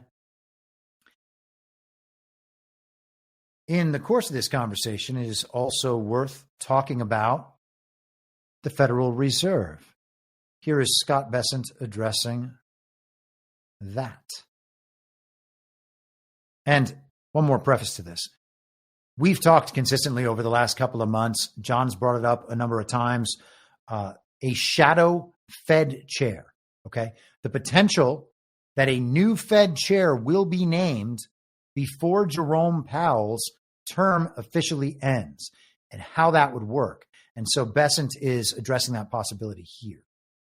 Talking about interest rates and the Federal Reserve, it has been recently reported that you might be in consideration for the job as the next Fed chair. When you've been asked about the likelihood recently, you said that it's up to the president. Is it a job that you would want? I will do what the president wants, but I think I have the best job in D.C. We're making a lot of progress with the president's leadership. Think about it. We are going to have the tax bill on his desk by July 4th. We're going to be wrapping up the trade talks. So I think we've had great momentum, and we will be working on Chair Powell's successor over the coming weeks and months. You had mentioned that an announcement could be as early as October or November, and Powell's term ends in May of 2026. How is the street supposed to navigate between that announcement time and the time between the term being over for Chair Powell? You were the one, I want to remind people, that had brought up the idea of a shadow Fed chair prior to the election. Is a new appointee supposed to be considered that shadow Fed chair? Well, not necessarily. We'll see. There's a seat opening up, a 14-year seat opening up in January. So we've given thought to the idea that perhaps that person would go on to become the chair when Jay Powell leaves in May, or we could appoint the new chair in May. Unfortunately, that's just a 2-year seat. So ultimately, do you think that there could be some confusion? Well, I don't see why there would be confusion because, obviously there are people who are currently at the Fed who are under consideration. So why would there be confusion if that you add another candidate in January? So what about Fed policy as it stands today? The president has voiced his preference for lower interest rates. There have been investors, but also most recently the Bank of International Settlements warning about any inflation risks tied to the tariff policy. Realistically, how much can the Fed lower rates this year? And what is the level and rate of unemployment that would suggest a faster pace of rate cuts? Economically, what has to slow? Well, look, I said during my confirmation, I won't talk about the mistakes the Fed's going to make. I'll only talk about the ones they have made. They made a gigantic mistake in 2022. And as I like to point out, Medical studies have shown that people who fall tend to look at their feet, which makes them fall more. And my worry here is that having fallen down on the American people in 2022, Fed's now looking at their feet.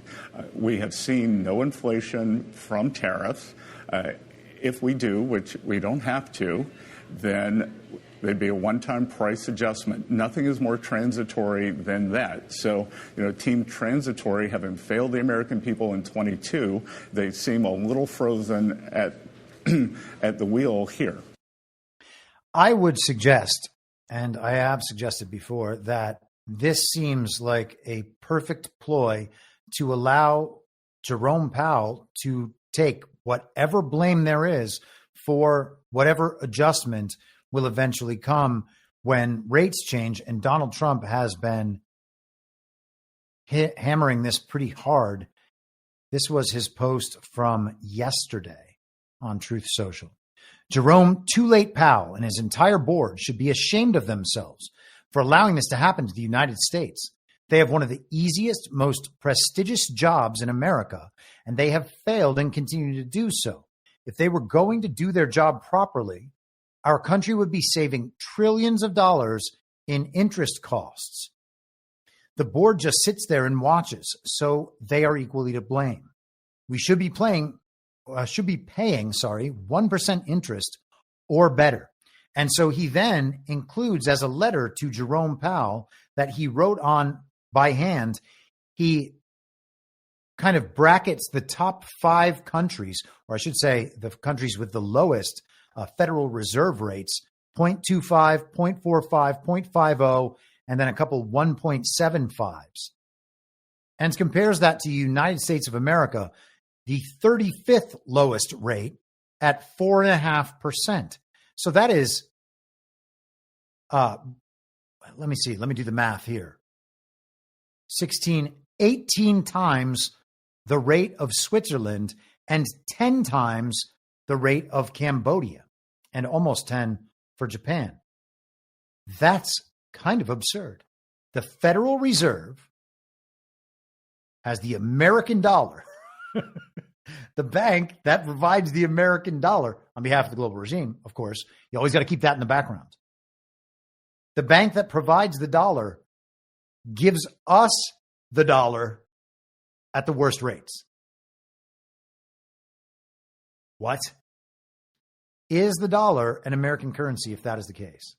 I would suggest it's not. It's quite clearly a global regime currency if that's the case. And so eventually that has to not be the case. That's preposterous. Let's go to Caroline Levitt I thought I just saw something fly at my face. In case you thought maybe I just had an aneurysm or something. Let's go to Caroline Levitt. At the top is Switzerland. They're only paying a quarter for interest rates. Cambodia, Japan, Denmark, Thailand, Botswana, Barbados, Taiwan, Bulgaria, Cuba, Sweden, Morocco, Cabo Verde, South Korea, Algeria, Canada, Albania, Libya, Malaysia, China, New Zealand, Trinidad and Tobago, Czechia, Bolivia, Australia, Costa Rica, the Bahamas, Kuwait, Papua New Guinea, Bosnia, United Kingdom, and the UAE are all paying lower interest rates than the United States of America, which has one of the hottest and strongest economies in the world. The president sent this note to the Fed chair. It says, Jerome, you are as usual too late. You have cost the USA a fortune and continue to do so. You should lower the rate by a lot. Hundreds of billions of dollars are being lost, and there is no inflation. And the president is right. There is historically low inflation thanks to his policies, and we will continue. So she gives the entire rundown and puts all of that on the record right out to the TV cameras, and it's a very good point. Hard to deny. Okay. Rumble Rant in the chat, Starborn, $2. There is a super chat on YouTube for You Just Saw It. Well, thank you very much. Going over to YouTube, I can see that there is indeed a super chat from Kathy LaBelle saying, for $20, saying, thanks, Chris, you are the best. Love your mind. Well, thank you very much, Kathy. That is a lovely sentiment, and I do appreciate your support. Okay. Let's Let's bring this thing around. Oh, man. I had a whole geopolitical segment, too. I don't think we're going to get all the way through it. I don't think we're even going to get most of the way through it. It would be kind of a little silly to even attempt it. But maybe we'll do a couple. Okay, one last thing when it comes to the Fed. This was an interesting piece of news, and we will see how this plays out. Some people love Michael Horowitz, and some people are not huge fans of Horowitz because they think that he is kind of a limited hangout artist in some sense. He was the inspector general. He's been an inspector general for many years, and he was involved in reviewing the FBI and their work during the Russiagate hoax, found 17 errors in the FISA documents, uncovered stuff about McCabe, about Strzok, about Page. And the job never got all the way done. And so there was kind of the idea that Horowitz was on one side of this thing and that Durham was on the other. And there are other people that think that Durham's a limited hangout artist too. And this is all just being pushed under the rug. I don't think either of those things is the case. I think all of this stuff is being put on the record for what will eventually be Rico Grande. I still believe that's the route at the end of this or something similar. So this is, the notice was put up on June 6th, but this is news because it just became effective yesterday. Michael Horowitz has been appointed to lead the Federal Reserve Board's Office of Inspector General. By statute, the Federal Reserve's OIG also serves in that same role for the Consumer Financial Protection Bureau. That's Elizabeth Warren's little pet project, an agency financed by but autonomous from the Federal Reserve. The OIG is tasked with making recommendations to improve the efficiency and effectiveness of the agencies, as well as preventing and detecting waste, fraud, and abuse. So imagine, just for a second, that Horowitz isn't a bad guy and isn't a limited hangout artist. And now he's going into the Fed and the Consumer Financial Protection Bureau, which is an arm of the Fed, financed by the Fed, to find waste, fraud, and abuse and make sure that everything is above board. At least someone's doing the job. Okay, back to Rumble ad quickly, and then we will blaze through some geopolitics, and then we'll get out of here. So Rumble Premium, and just to let you know, I might do a stream tomorrow or perhaps Thursday. I will try to get another one in, but it's a matter of whether or not things happen. You know, this is a very low and slow news week. It's just the big, beautiful bill stuff. And then there's optics and made up feuds and the rest of it. We're just mostly watching the soap opera this week. We shall see. Maybe I'm wrong. Maybe something better and bigger will happen. But I think we're going to be mostly getting holiday reruns and talking about nonsense legislation. Okay. So I don't know. What I'm saying is I don't know that there's going to be a couple hours worth of material to talk about tomorrow unless we just started gathering everything in and playing Match Online, where there's always new things to match. And oh, it provides so many revelations. Okay. Where am I? Oh, yes. A Rumble ad. So Rumble Premium, if I do the Substack subscriber stream tomorrow or Thursday, I will be setting the Rumble Premium feature. So if you want to watch the show on Rumble rather than Substack, you're going to have to be a member of Rumble Premium. When Rumble first started back in 2013, they built a platform for the small creator. They didn't censor or have biases. They were fair and treated all creators equally. No one thought platforms would censor political conversation or censor opinions on COVID, but they did. Facebook admitted that they fell to pressure from the Biden and Harris administration, but something else was definitely going on there. Rumble did not, and they held the line. They are attacked daily for giving us a voice to talk to you. They are attacked in corporate media. They are attacked by governments like France, and they are attacked from brand advertisers who refuse to work with them. Corporate America is fighting to remove speech. Rumble is fighting to keep it. Rumble won't survive with brand advertisers. They don't get much of it. Watching our show on Rumble is the most they can ask from you.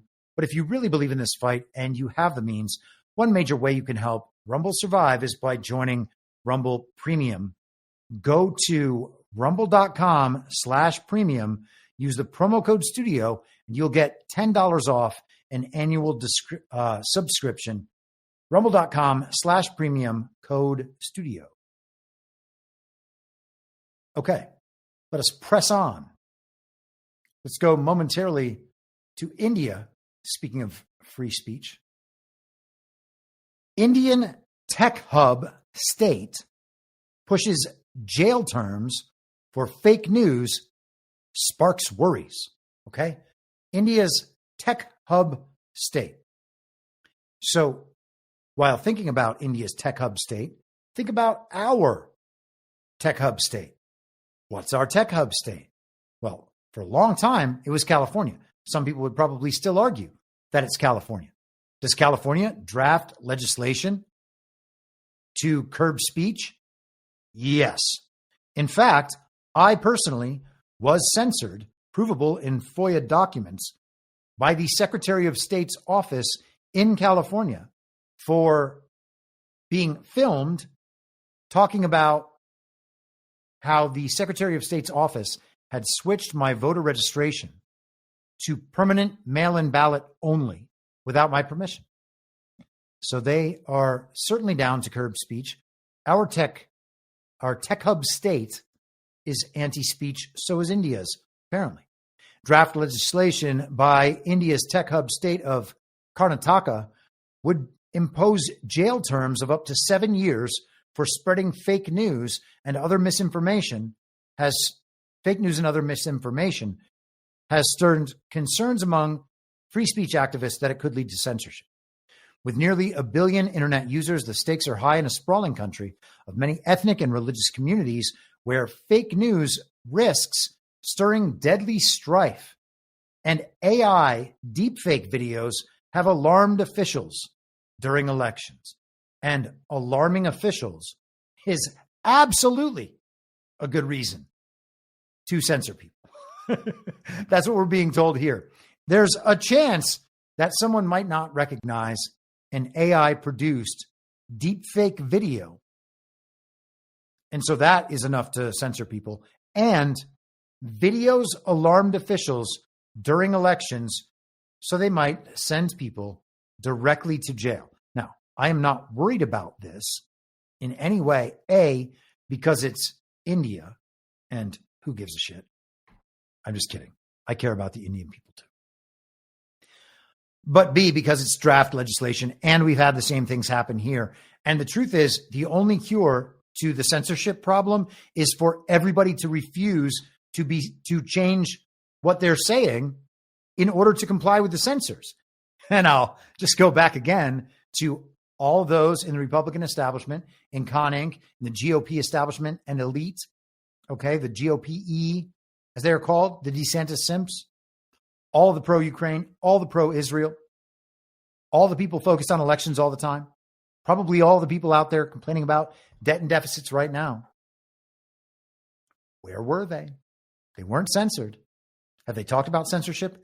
No, but they have marketed Twitter as a free speech platform, despite it not being a free speech platform.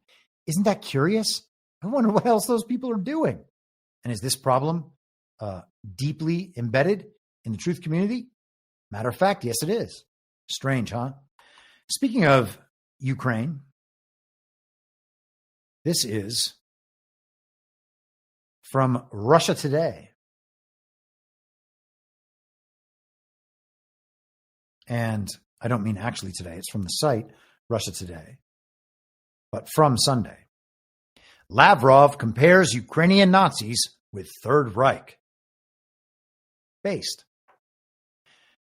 He said, the Nazis burned Jews simply because they were Jews, and the Ukrainian Nazis burned Russian people in Odessa on May 2nd, 2014, simply because they were Russian.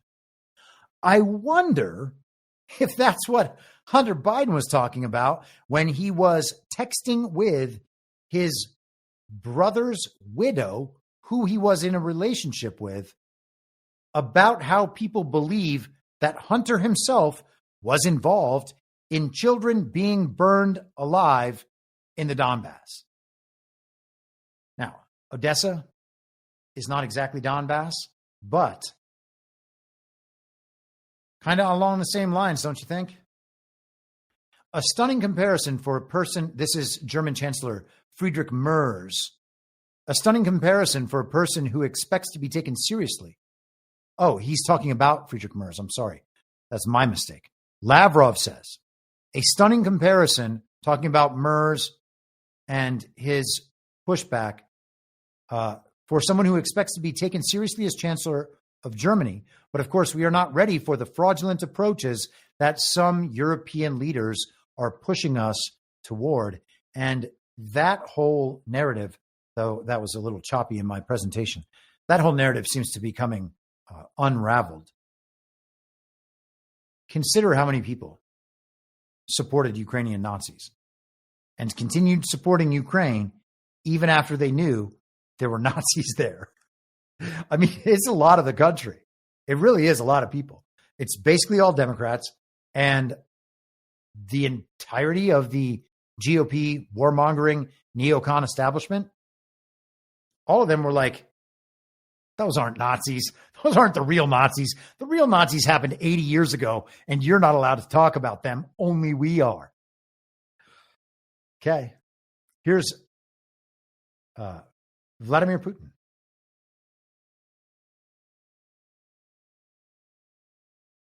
What we plan to do is we plan to decrease our defense spending while they are ramping up their defense spending.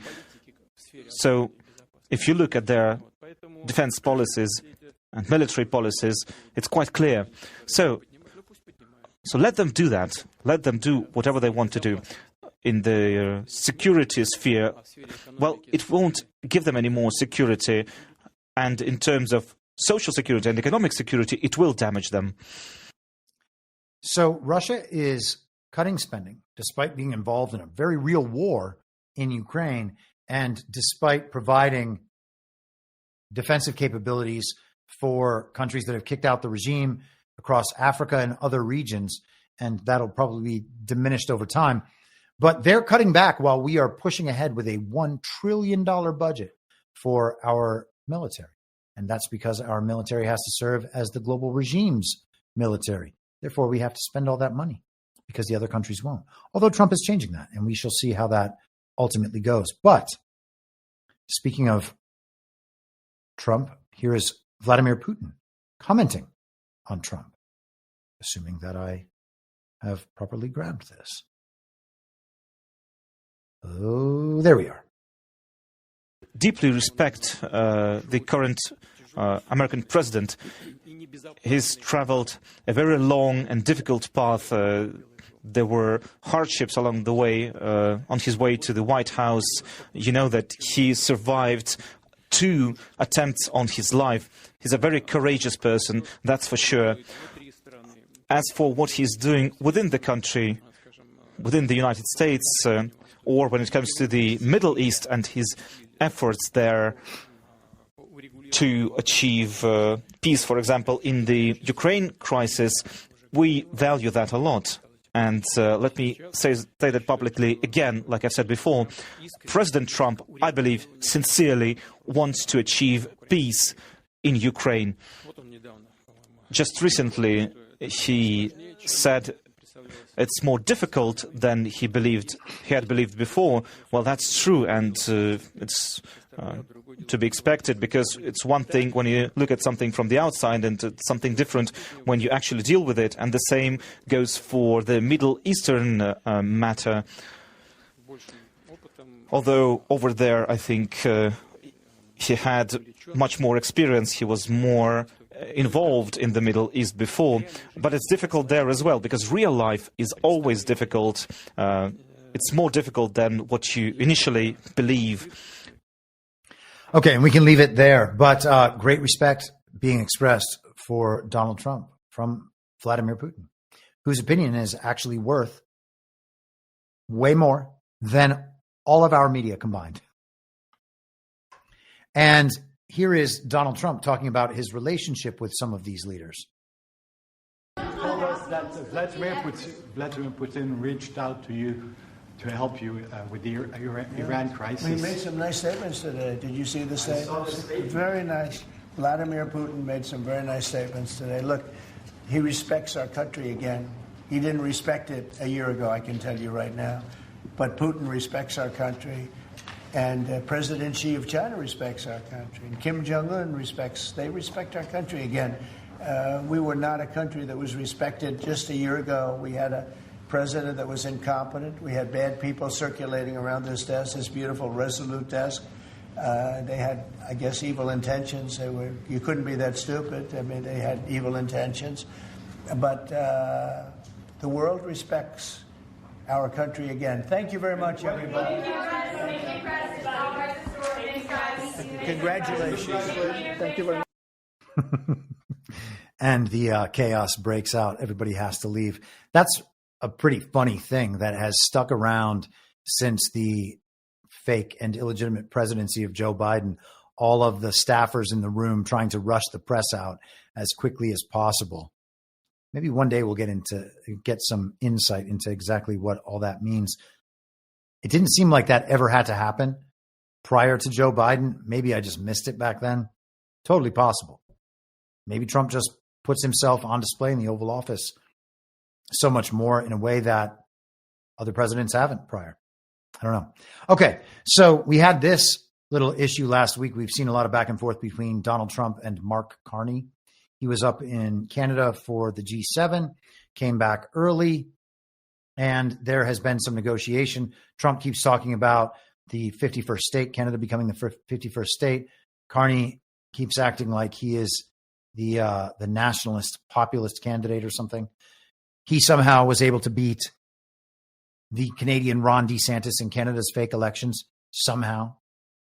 It's not because he's installed as a TV character, and we should just use the understanding of that to figure out what the hell is going on. It's that we need to find out whether he's a good secret white hat or secret black hat.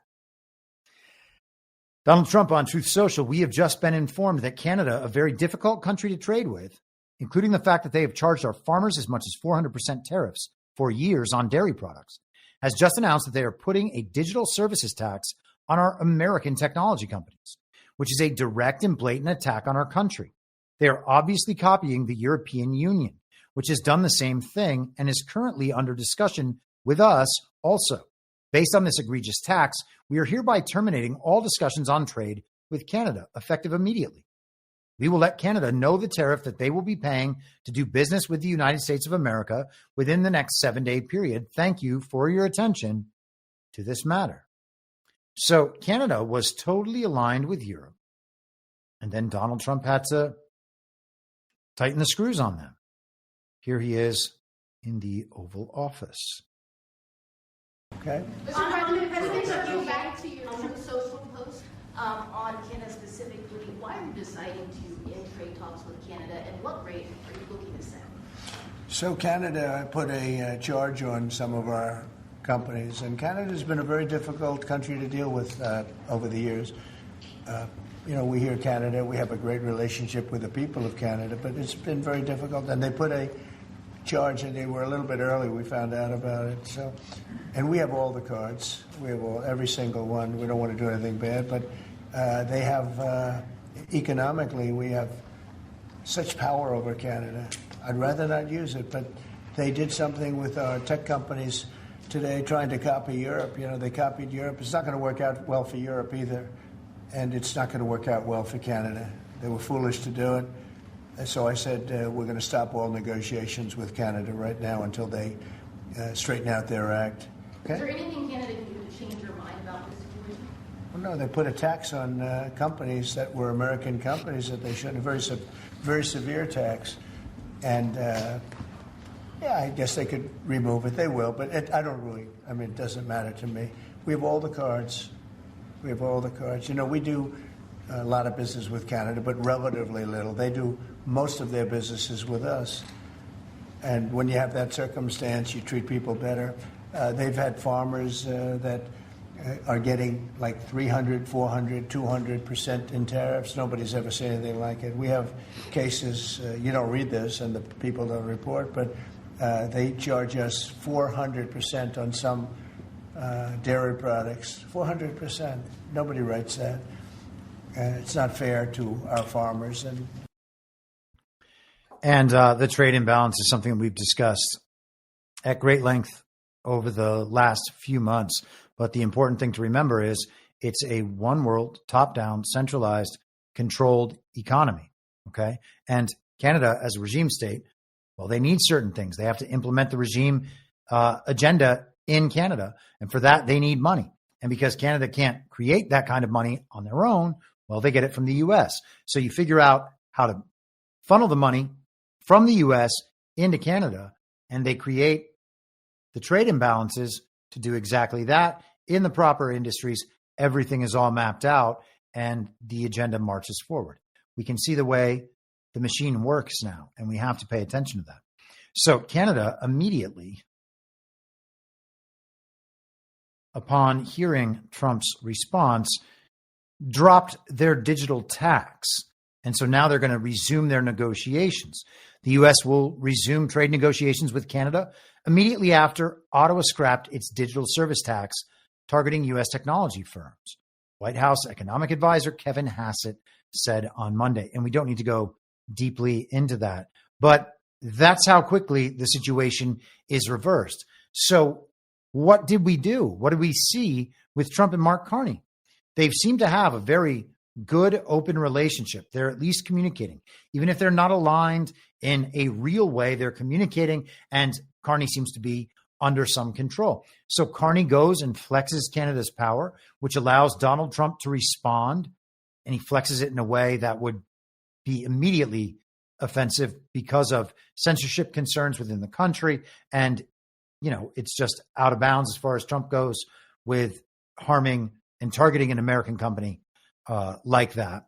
So he uses his leverage back. Everything goes back immediately to the way it was before. So again, the question is, did anything happen? Because nothing actually had to happen.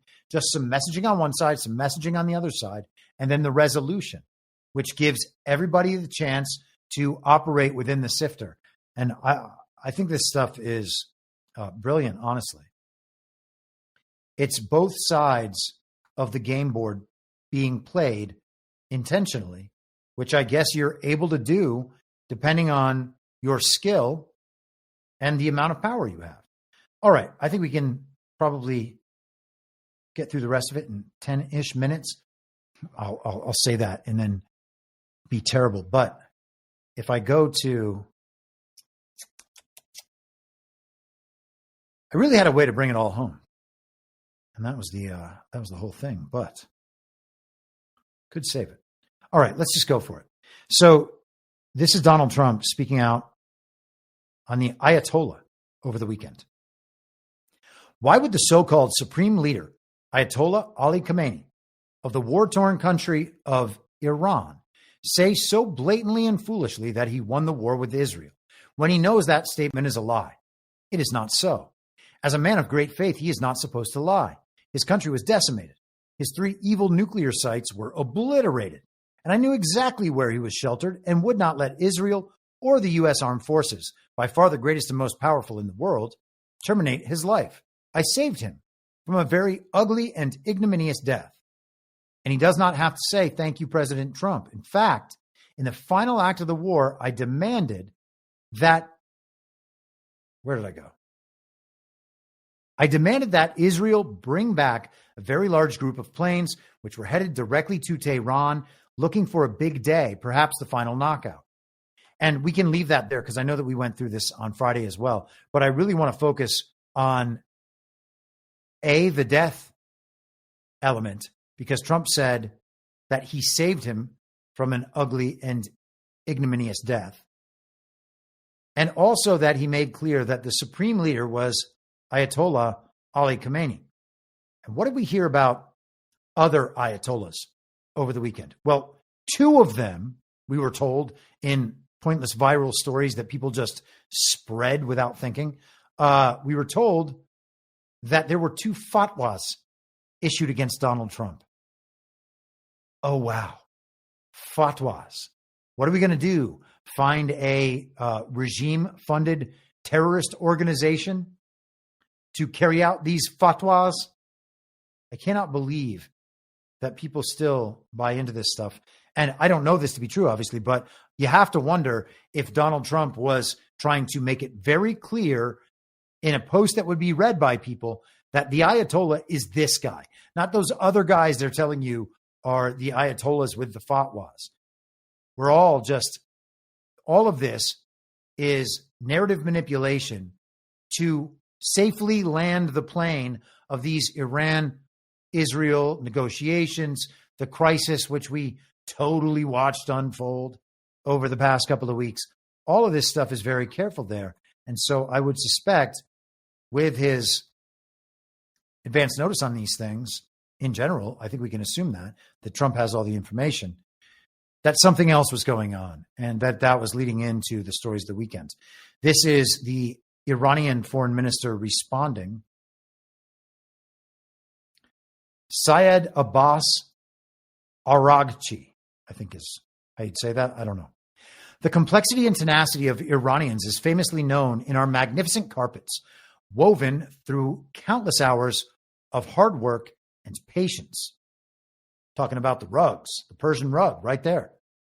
But as people, our basic premise is very simple and straightforward. We know our worth, value our independence, and never allow anyone else to decide our destiny. If President Trump is genuine about wanting a deal, he should put aside the disrespectful and unacceptable tone toward Iran's supreme leader, Grand Ayatollah Khamenei, and stop hurting his millions of heartfelt followers. The great and powerful Iranian people who showed the world that the Israeli regime had no choice but to run, quote unquote, daddy, to avoid being flattened by our missiles, do not take kindly to threats and insults. If illusions lead to worse mistakes, Iran will not hesitate to unveil its real capabilities, which will certainly end any delusion about the power of Iran. Goodwill begets goodwill, and respect begets respect. So really taking it to Donald Trump, getting a little dig in on Israel there, talking about running to daddy. And we saw that with the NATO summit last week. A strong response. What will it mean? Who goes after Donald Trump like that and lives? Well, only someone who is still amid negotiations with that very same Donald Trump, I would suspect. Trump in the evening, this is Friday, before that reply, but he also noted who in the fake news is the sleazebag saying that President Trump wants to give Iran $30 billion to build non-military nuclear facilities. Never heard of this ridiculous idea. It's just another hoax put out by the fake news in order to demean. These people are sick. And perhaps. But the part I would focus on there is whether or not Trump is going to be delivering that money, or whether it's just that the sanctions will be unfrozen on that particular money, or that the money is detached from the civilian nuclear program, which something is going to happen along those lines. Something is going to happen with a nuclear energy program for civilian use. And we can already see the formation of those consortiums. I talked about that article from the Atomic Energy, the Bureau on Atomic Energy, or whatever it's called. The people that do the doomsday clock, they were talking about a consortium of countries in the Middle East with the United States and others, Turkey, I think, being involved in that nuclear consortium. Something is going to happen there, okay? And got to understand that things are going in that direction. Trump is doing what Trump does. Maybe he's 100% serious there, that no help is inbound. Who knows? So Trump, we talked about the Netanyahu post last week. He followed up on the Netanyahu post on Saturday, saying it is terrible what they are doing in Israel to Bibi Netanyahu. He's a war hero, a prime minister who did a fabulous job working with the United States to bring great success in getting rid of the dangerous nuclear threat in Iran. Importantly, he is right now in the process of negotiating a deal with Hamas, which will include getting the hostages back. How is it possible that the Prime Minister of Israel can be forced to sit in a courtroom all day long over nothing? Cigars, Bugs Bunny doll, etc. It is a political witch hunt, very similar to the witch hunt that I was forced to endure. This travesty of justice will interfere with both Iran and Hamas negotiations. In other words, it is insanity doing what the out-of-control prosecutors are doing to Bibi Netanyahu. The United States of America spends billions of dollars a year, far more than on any other nation, protecting and supporting Israel. We are not going to stand for this. We just had a great victory with Prime Minister Bibi Netanyahu at the helm, and this greatly tarnishes our victory. Let Bibi go. He's got a big job to do. And I think that Trump actually means that, and that Bibi really does have something that he has to do. He is in the epicenter of it.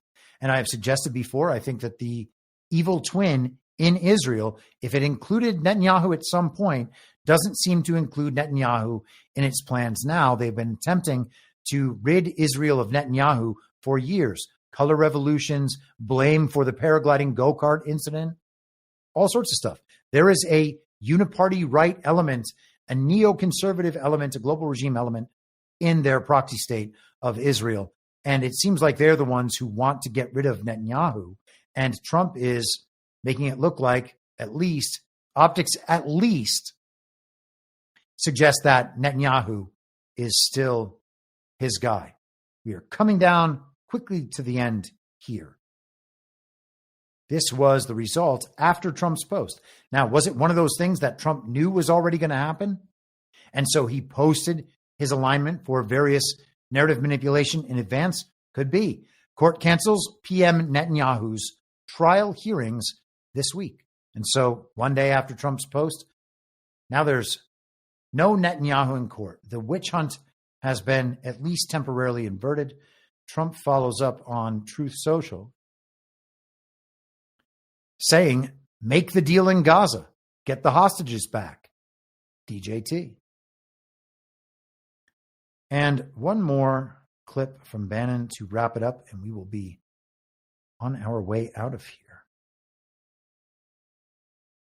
Folks know the old parlor tricks of the jihadists and even the Israel First community, both of them are not going to work anymore. The parlor tricks and the old playbook are not going to work.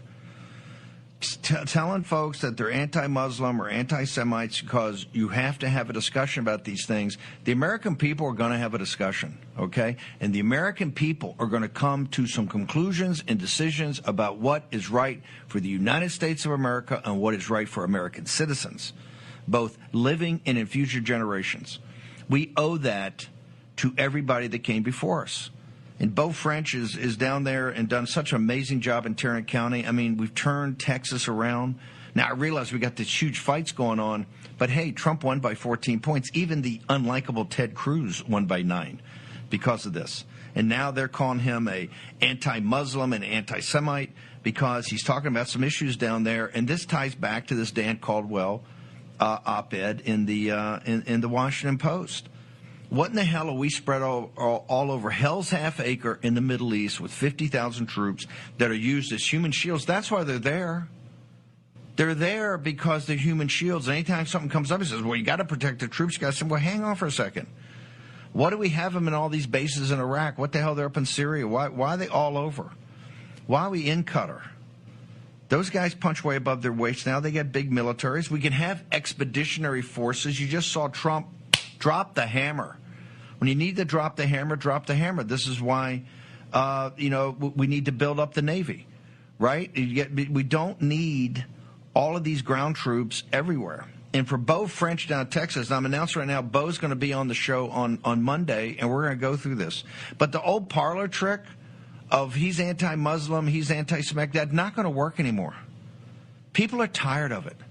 And they're tired of, we're Americans. We can't have conversations about this stuff. That all somebody call names. We don't care. You can call any name in the book. America First Movement does not care. This is the reason President Trump won in 16, won in 20, and came back and won in 24. And now you see his agenda is being executed, right? We've got tenacity and resilience. The words just aren't going to work anymore. And still strangely, there's a lot of people in the Republican Party talking a lot about anti-Semitism. And one of them, by the way, is Donald Trump, who continues to push for anti-Semitism legislation to be added in all sorts of various venues. And I think that that's very effective in thwarting what will eventually be the Trump is Hitler op when we see that thing come back around. So very effective. But yeah, everybody should just be saying what they understand to be true and trying to be diligent about understanding what's true rather than cutting off the conversations about the most important things. It is obvious that Trump is working in a direction, and people defending those with the little R's next to their name are missing the boat. Okay, one more. I'm going to get this last Rumble ad in and then get out of here. This one is for Truth Social. And if you follow me online, you're probably on Truth Social. I am on there at I'm Your Moderator, and I enjoy it. Donald Trump says it's the real voice of America. It is his platform. There are big things coming for that platform. I think we've been led to believe in multiple ways. Zero Hedge just had a post that I shared about it a couple of weeks ago. And at some point, it might become critical. They've now got their Truth Plus, like streaming television service as part of Truth Social, and that's going to be broadcast globally. Okay, so he says it's the real voice of America. Well, what was the other voice of America? The voice of America was that government propaganda organization that broadcasts American propaganda around the world. And so now Trump is saying that Truth Social is the real voice of America, and they are going to broadcast American movies, television, documentaries, etc., around the world, in addition to podcasts and the rest of it. Maybe one day they'll even invite Badlands. That said, I think something's going on with Truth Social, and it's worth paying attention to. And platforms improve when more people adopt them and when more people spend more time on them. Okay, so if you're looking to do that, head on over to Truth Social. You get breaking news and commentary from top media figures. If you want to see Trump's Truth Social posts, that's the only place to find them until people propagate them all over the internet, as I also do. But that said, go join a growing community of patriots on a free speech platform designed to avoid censorship and cancellation by big tech. Make your voice heard. Join the movement. Join Truth Social. And find me at I'm Your Moderator. If you are watching this for the first time on Substack or YouTube or Rumble or wherever else, go ahead and hit that follow button and hit the thumbs up. All of that would be very helpful. And I am checking the chat before we get out of here.